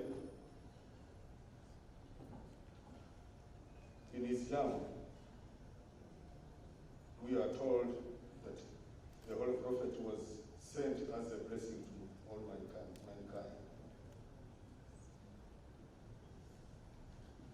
And he told us, the Almighty God in the Holy Quran, about the beauty of dialogue with other believers and the cooperation. He tells us, chapter 5, verse 82. I will read it in Arabic. لتجدن أشد الناس عداوة للذين آمنوا اليهود والذين أشركوا ولتجدن أقربهم مودة للذين آمنوا الذين قالوا إنا نصارى ذلك بأن منهم قسيسين ورهبانا وأنهم لا يستكبرون.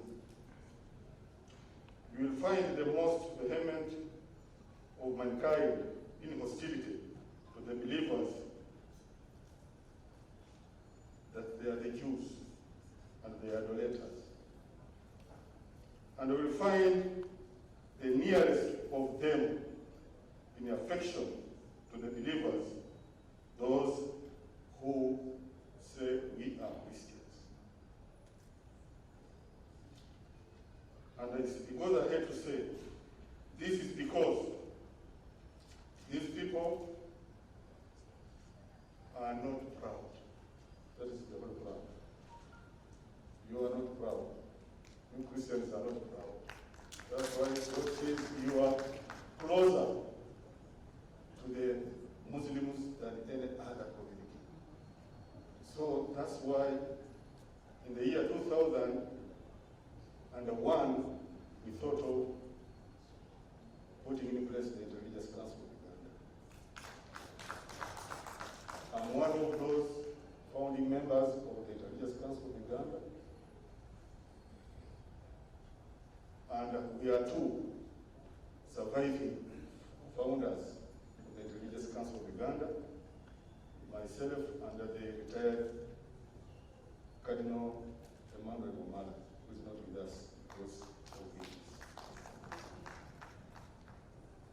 At the same time, I act as a co-president.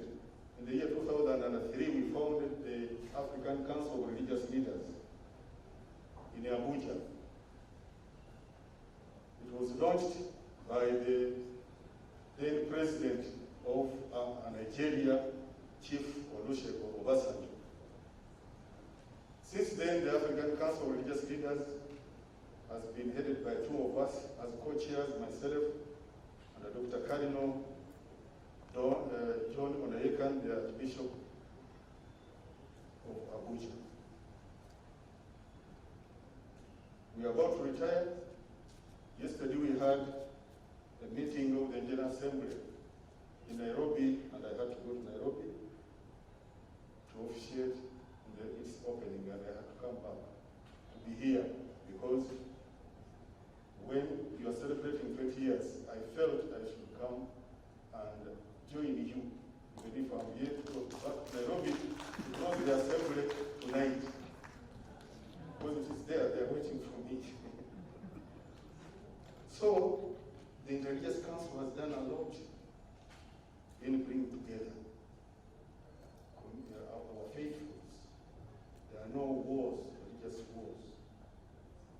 So I'm telling my brothers, the Muslim believers, and even our counterparts, the Christians, there is nothing like Islamic terrorism. Islam is a religion of peace, and whoever carries out terrorist activities is not a Muslim. So we call upon the government and those security personnel, whoever is caught in the acts of terrorism, let him carry his own responsibility, but not as a police.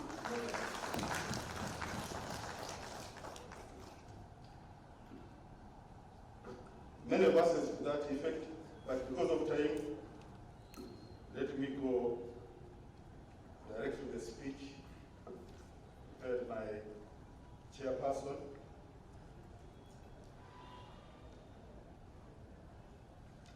And here it goes.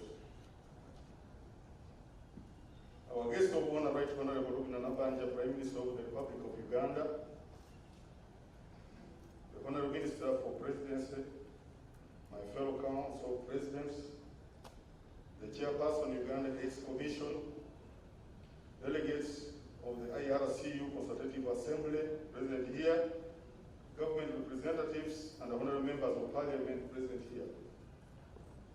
The Director General of Uganda AIDS Commission, our development partners, members of the Interreligious Council of Uganda Executive Board, the Secretary General, and the staff of the Interreligious Council of Uganda, ladies and gentlemen.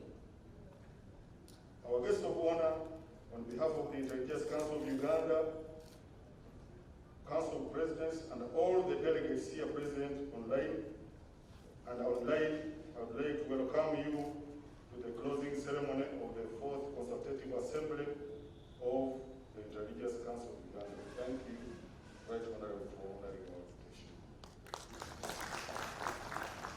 If people are tired, they cannot clap, but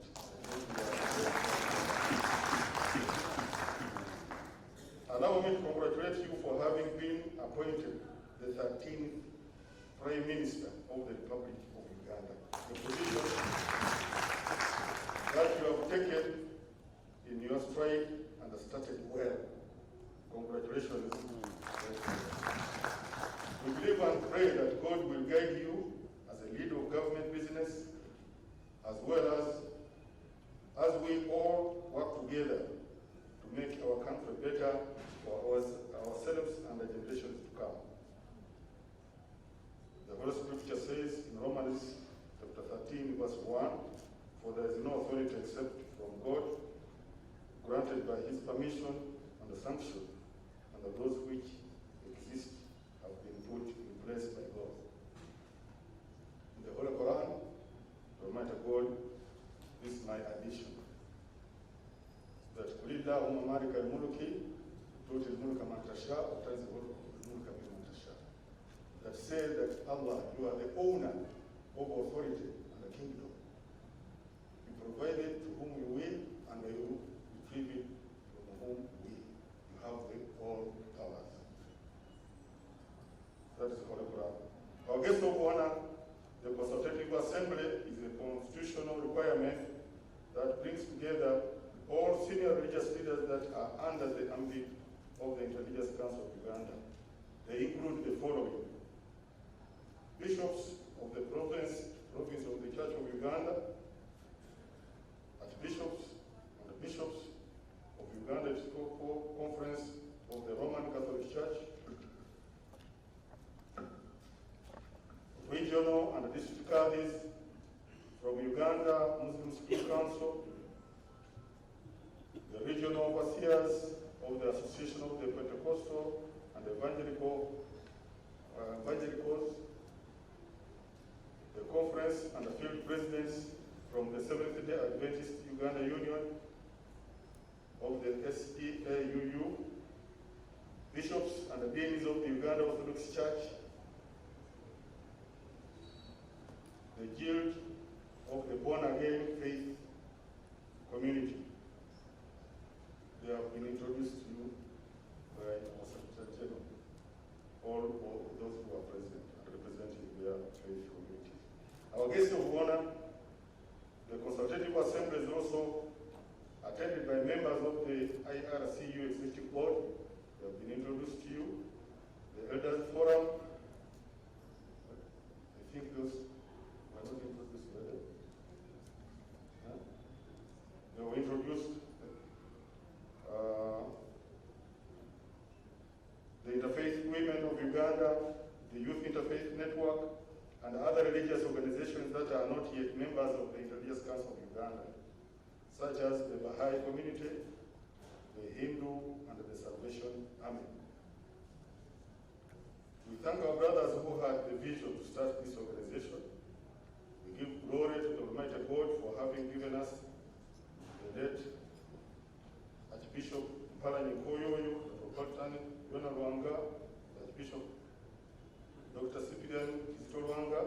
These were founders and strong pillars of our organization.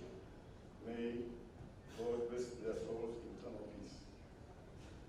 As you may be aware, the last 2 years have been difficult in our lives, and that of the whole world due to the COVID-19 pandemic.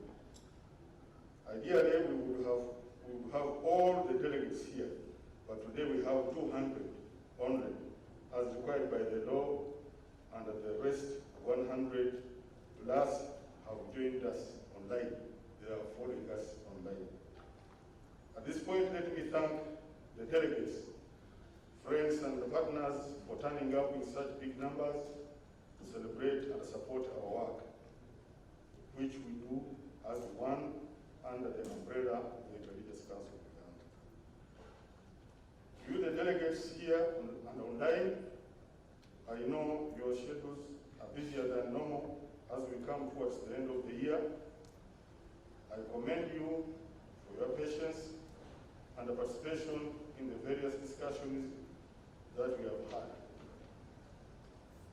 Our guest of honor, this year the Inter-Religious Council of Uganda is celebrating 20 years of existence.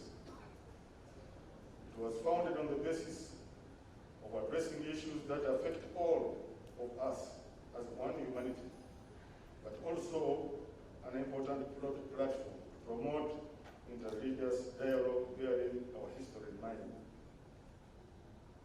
The Consultative Assembly, therefore, an avenue to make such come closer together, forge friendship, but most importantly discuss salient affecting our people and suggest how we can make contributions to the development process of our country. The resolutions of the Assembly go to different stakeholders, including those that are our organization can address. We acknowledge that for us to be able to make meaningful contribution to the socio-economic transformation of our country, we must be equipped with knowledge and skills to do that. We thank the government for sending our resource persons, development partners, for coming to share and deepen our understanding on various aspects of government work. May the Almighty God reward you richly. As we come to the end of this assembly, we now have more information on the National Development Agenda under the National Development Plan 3 and the Sustainable Development Goals, SDGs, and the programs that we should contribute to, especially mass mobilization and mindset change. We are glad for having been taken through the parish development model, where government seeks to take planning and service delivery. This is important because the model takes services nearer to the people. It is our view that this is a well-intended program which we shall support as Intelligence Council. We look forward to going back to the era where the parish was empowered to work with families in all spheres of life. Our guest of honor, I'm sure you remember the roles of the Batongore, Abemiruka, village and the parish chiefs, and how they managed to enhance productivity, public health, and promoted hard work at the parishes. This is where the parish development model should take us. Our guest of honor, permit me to talk about the COVID-19 pandemic and its effects on our young generation. We risk losing a generation of young people that have been affected by the measures that we have put in place. Those that have dropped out of school due to early pregnancy, and the boys who will not be able to make good fathers because of falling out of the education system. If nothing is done, we will have a generation of young people with no clear direction. Madam Prime Minister, this is an area that the Intelligence Council of Uganda would like to partner with the government to put in place bridge programs for this category of young people. We have acquired 144 acres of land in Kawomia C sub-county Bwire district as the Intelligence Council of Uganda, where we have put a youth training center for girls and that have been pregnant and have dropped out of school, and for boys that find themselves as young fathers. The Council Presidency has agreed to focus on developing programs, stroke activities that will address the challenges of pregnant girls and the boys who are now young fathers as a result of the COVID-19 pandemic. This center is being supported partly. The center is being supported partly by the government of Uganda through the National Agricultural Advisory Services, NADS, and the UNDP. We thank you, we thank those partners. We have organized it in such a way that it has training facilities in bricklaying, animal and crop husbandry, soap making, tailoring, catering, hairdressing, poultry, piggery. This one I'm talking to because I'm not the author of the document. And the mindset change. Our vision is to create a formal education section from upper primary from P5 to P7. Register it at UNEP. Register it as a UNEP center so that we give chance to these affected young people to gain skills and those that are able to rejoin the formal education system and continue to high levels of education. As of today, 120 younger people have gone through the center. Our guest of honor, this is our request. Government supports this program as a special program. We are providing budget support with the vocational education initiative under the Ministry of Education and Sports, so that we get government trained instructors and teachers to make it more professional and impactful.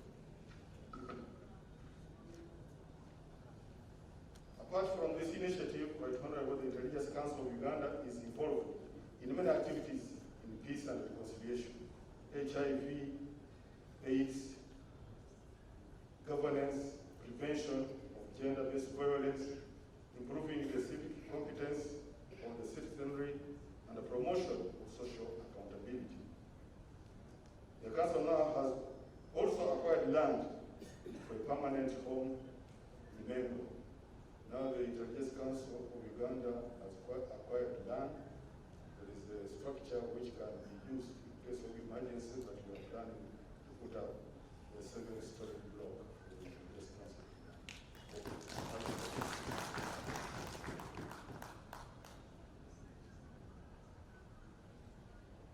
I want to tell you that even in Nairobi, where we have acquired land and we are putting in place also another structure. Before I retire, this is what we have to put in place for the continuity of the council. You know, if we are relying on renting alone, then we are nowhere. But if we have our little room there, owned by us, then we are there to stay.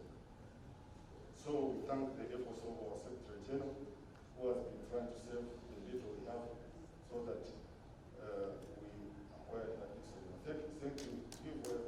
And our Secretary General, Joshua Chitakure. The Council of Presidents would also like to recognize His Excellency the President for the contribution in providing an enabling environment for worship and prayer, and for being part and parcel of the work undertaken by religious organizations in this country.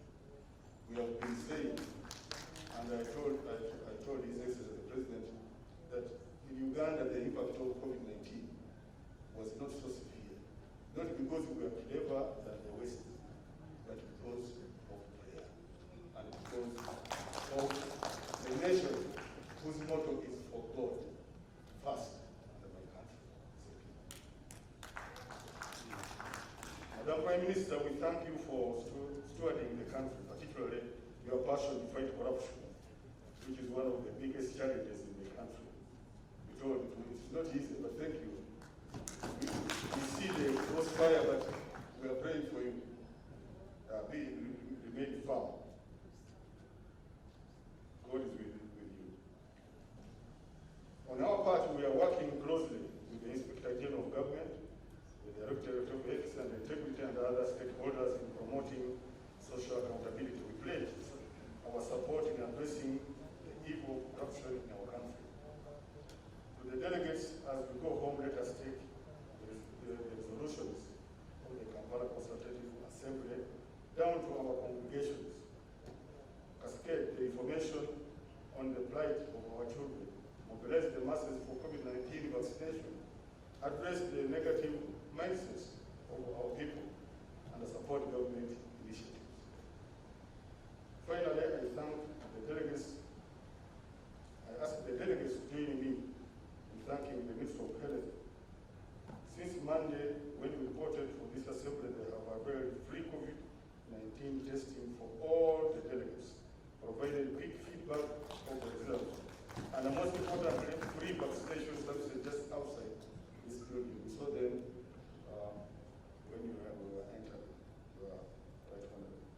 urge our Secretariat quickly translate these resolutions into actionable programs.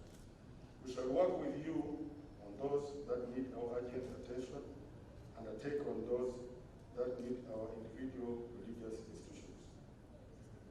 Those that require government and other actors, we are hopeful and shall keep reminding you to address them. Once again, I thank you for Right Honorable for coming, and I wish you a good festive season ahead and a wait to usher in, as we wait to usher in the new year 2022.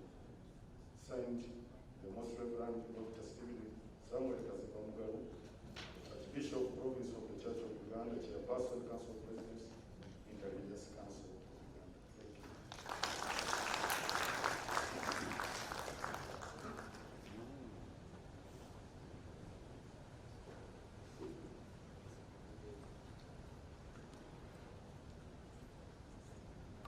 Clap for President. Thank you so much, President, for the welcome remarks. Thank you so much. Let me recognize one more, Representative of Trocaire. You're welcome. Right Honorable Prime Minister, we now want to go to second phase of launching our action plan. I would like now to invite and allow me to move the masks this way, very many meters away from all of you, that I can speak properly. Thank you very much. Let me invite the representative of the AIDS partners. I think the country representative of UNAIDS will be speaking on their behalf to come and make your remarks.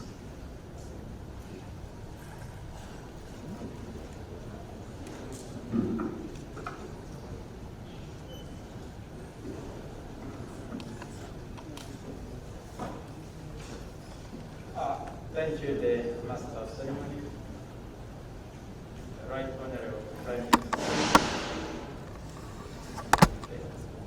Chair, Council Presidents, via CU and other members,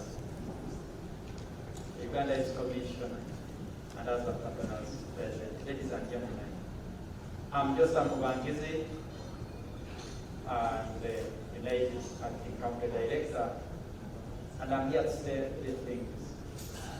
One, thank you on behalf of the United Nations doing humanitarian aid, the IRCU, for leading the way and breaking the barriers over the last 20 years.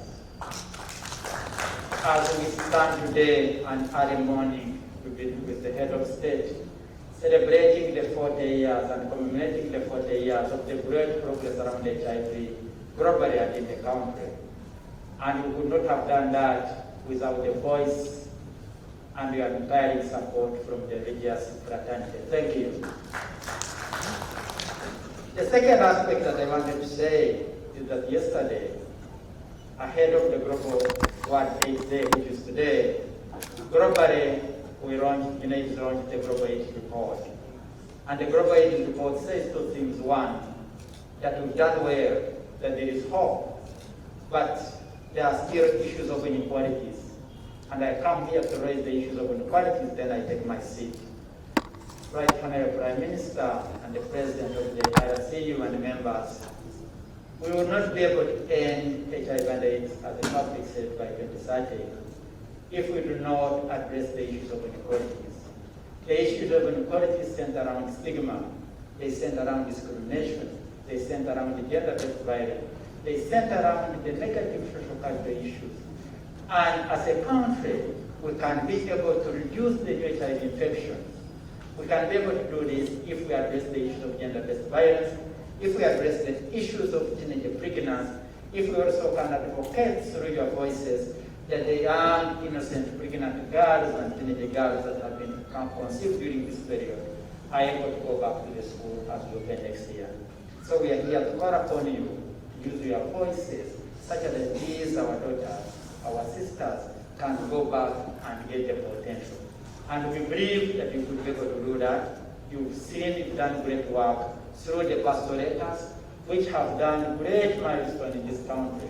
And we count on you and on behalf of the United Nations system, especially Joint Team on HIV and AIDS. We commit, there is the country representative for MNFP and others.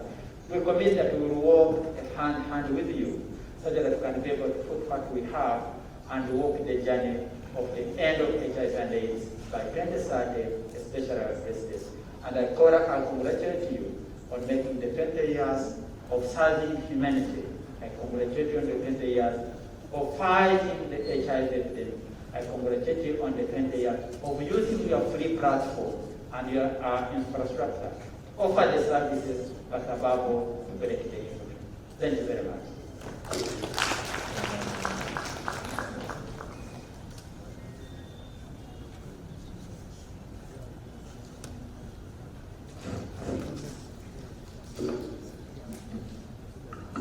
Thank you, representative of the AIDS partners in Uganda. It's now my pleasure to invite the Director General of the Uganda AIDS Commission, Dr. Nelson Musoba, to come and make a few remarks. After that, I'll invite the Chair to invite our guest of honor to do the official launching of the action plan.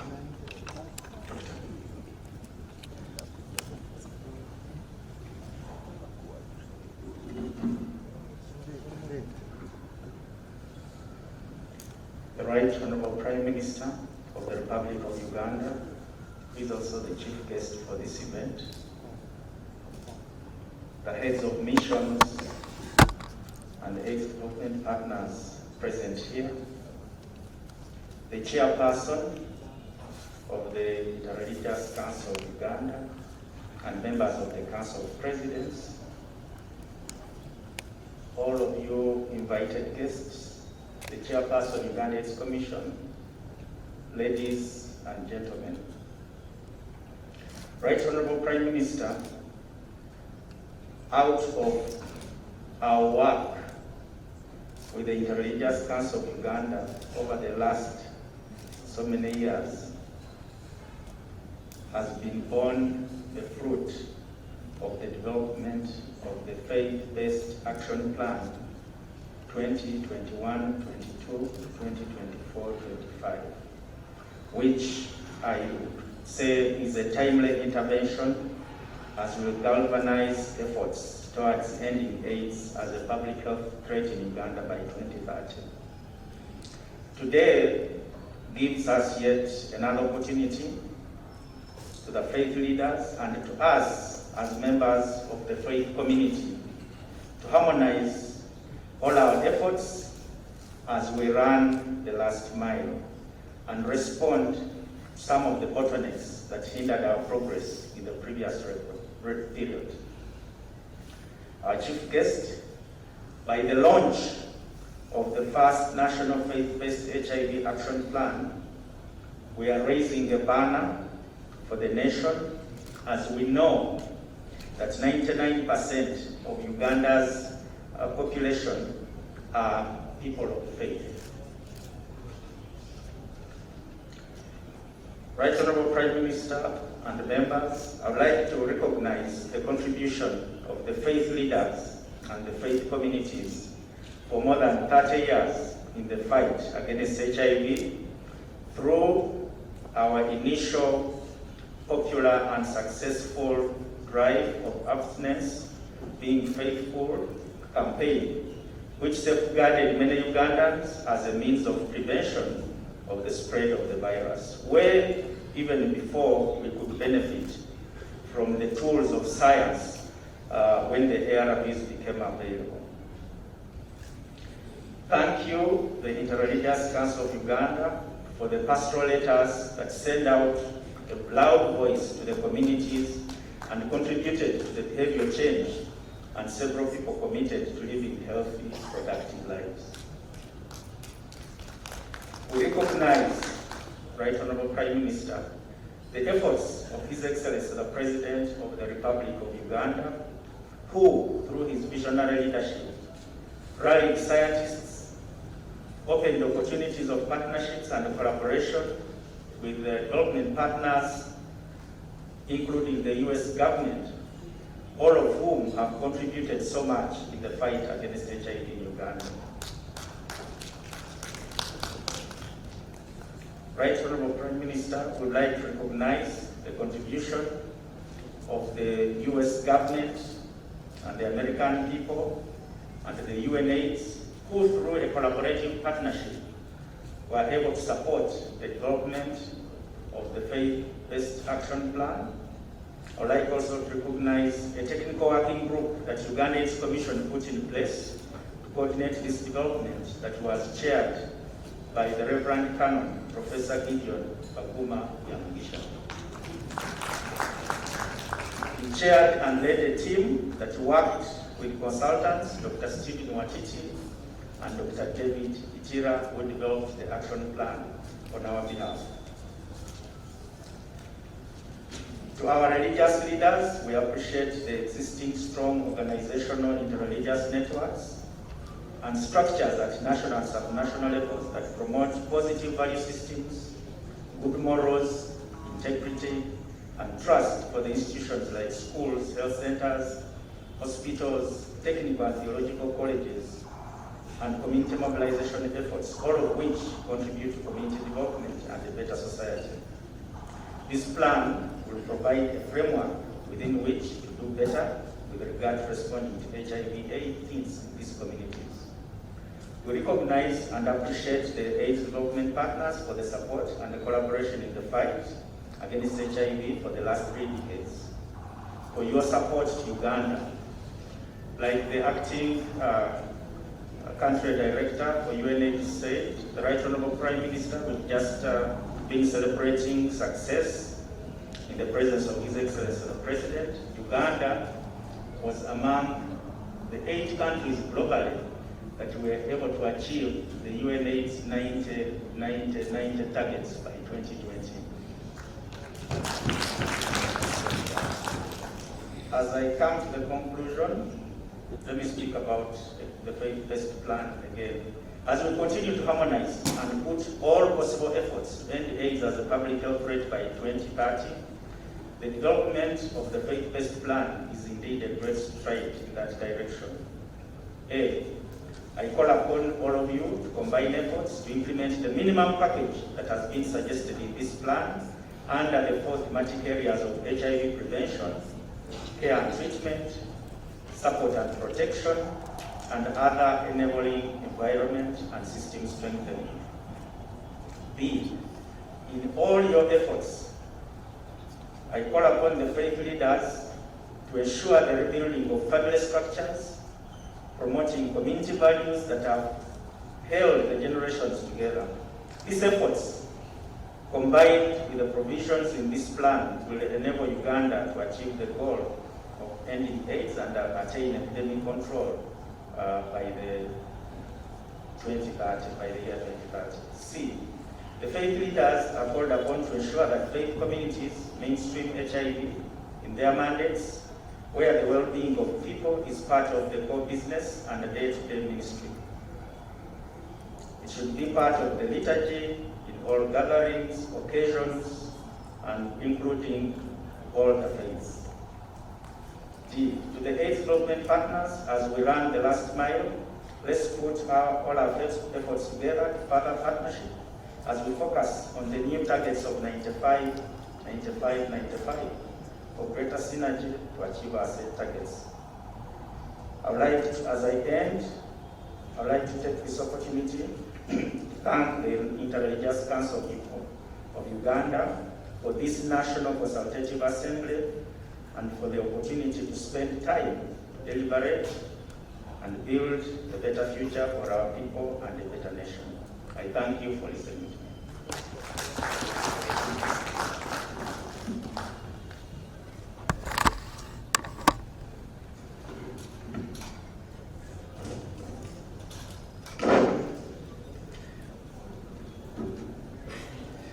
Thank you very much, Director General, and I would like to ask you to come over here. here to guide the Prime Minister and the Council Presidents on how this is going to be done.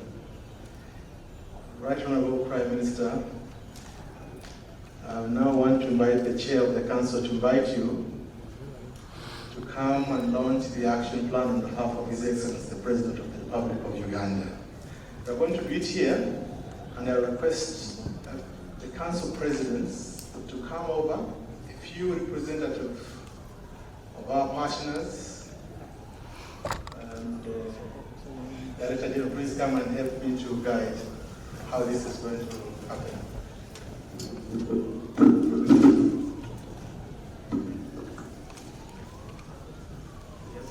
Like you've indicated, as the chief guest comes, we shall have the representatives. Let's have the UNAIDS country director. Do we have a representative from the US government? The country rep from UNFPA?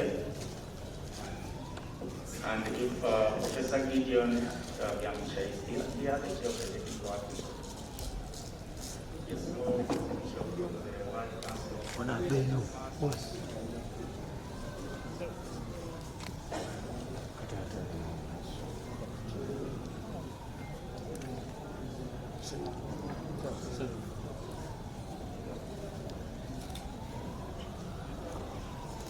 On behalf of His Excellency the President, Yoweri Kaguta Museveni, the President of the Republic of Uganda, allow me to launch the National HIV and AIDS Action Plan for the face sector in Uganda.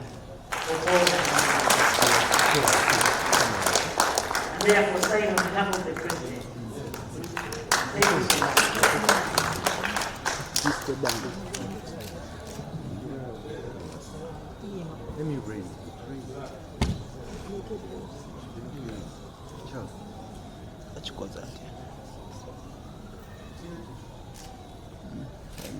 After the Prime Minister has signed, His Eminence Mobaje will sign on behalf of the Religious Council of Uganda.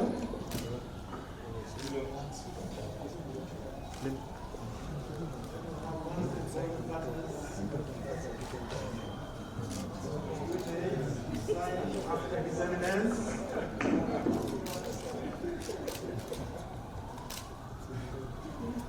the UNFPA will also sign.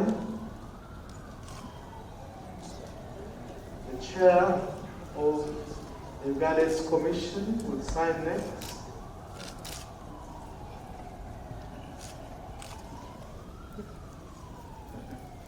Thank you very much. Chair.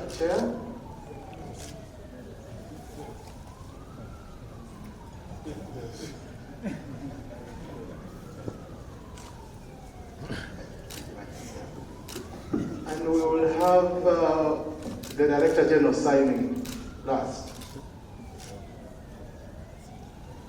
And then I request that we have a group photograph. I don't know how we are going to do it, but let us try.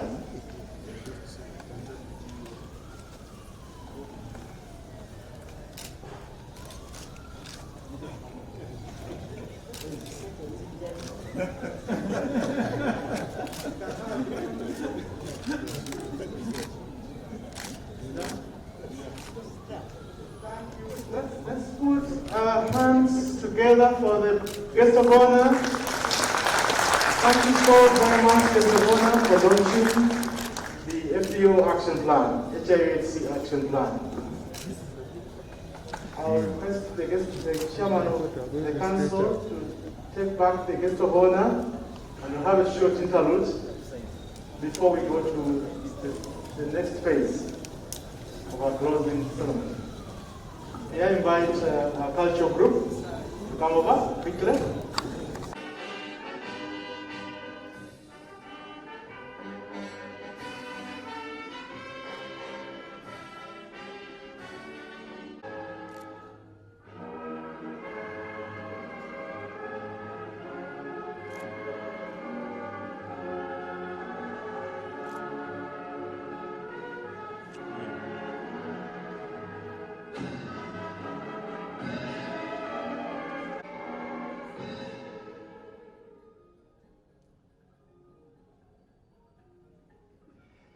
request everybody to sit down for a minute before the closing prayer.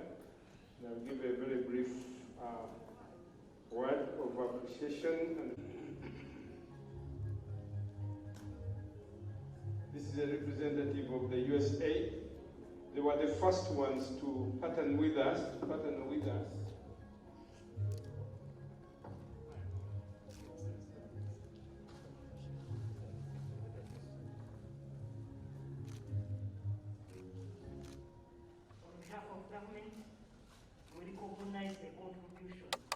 Our development partners have made to our country, including USA. Thank you so much. May God bless you all. For it now that I have a microphone, yes, I saw two choirs here. I wanted to say thank you to those choirs. I have two small envelopes here. On your behalf, tomorrow buses for our choirs, I don't know where they are. And each Matarico and the culture one, each envelope has 2 million.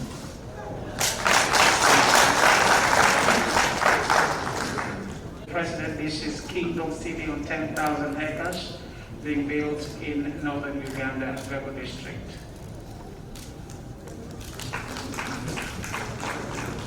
Youth employment solutions would skill and employ over 2 million youth every year. We want to build this in Nakasongola area, which is the center of Uganda.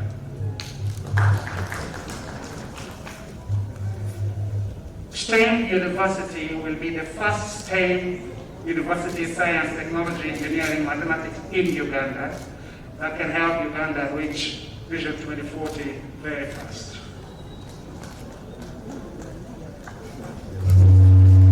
Plus, science, technology industrial park, which will give us vehicles, computers, telephones, and many other things that we import from outside. We have 10,000 acres for all these that can be built, and want to do this, part of it in Hoima, part of it in Western Uganda, part of it in Eastern.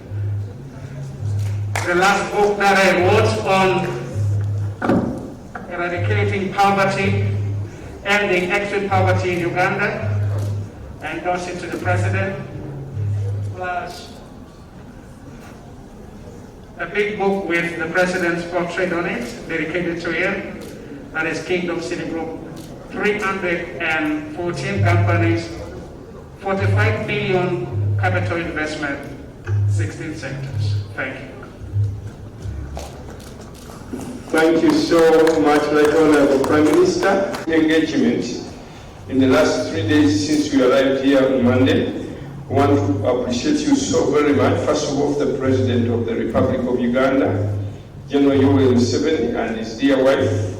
Thank you so much for the Right Honorable Prime Minister who has been here with us. She has come and spoken to us, her heart.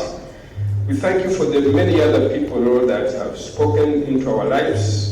Thank you for the engagement and the discussions. Thank you for the resolutions that we have made. Thank you, Lord our God, for the peace, the joy, the collaboration, the commitment to work together that we have realized during these 3 days. Thank you for the many, many, many hearts that are going back, settled and happy, that as a people, as Ugandans, as religious leaders, Lord our God, we are going to collaborate with government in those 12 various resolutions that we have made. And Lord, government has committed to working with us. They have committed to supporting our efforts, and we have committed to supporting especially this new move of the parish model and the fight against corruption. So we are praying, Lord our God, that your thumb of approval will be upon all those resolutions, and you will go with us, you will supply all the needs, the financial needs, you supply everything else that we need. Thank you for the development partners that have stood with us since 2001.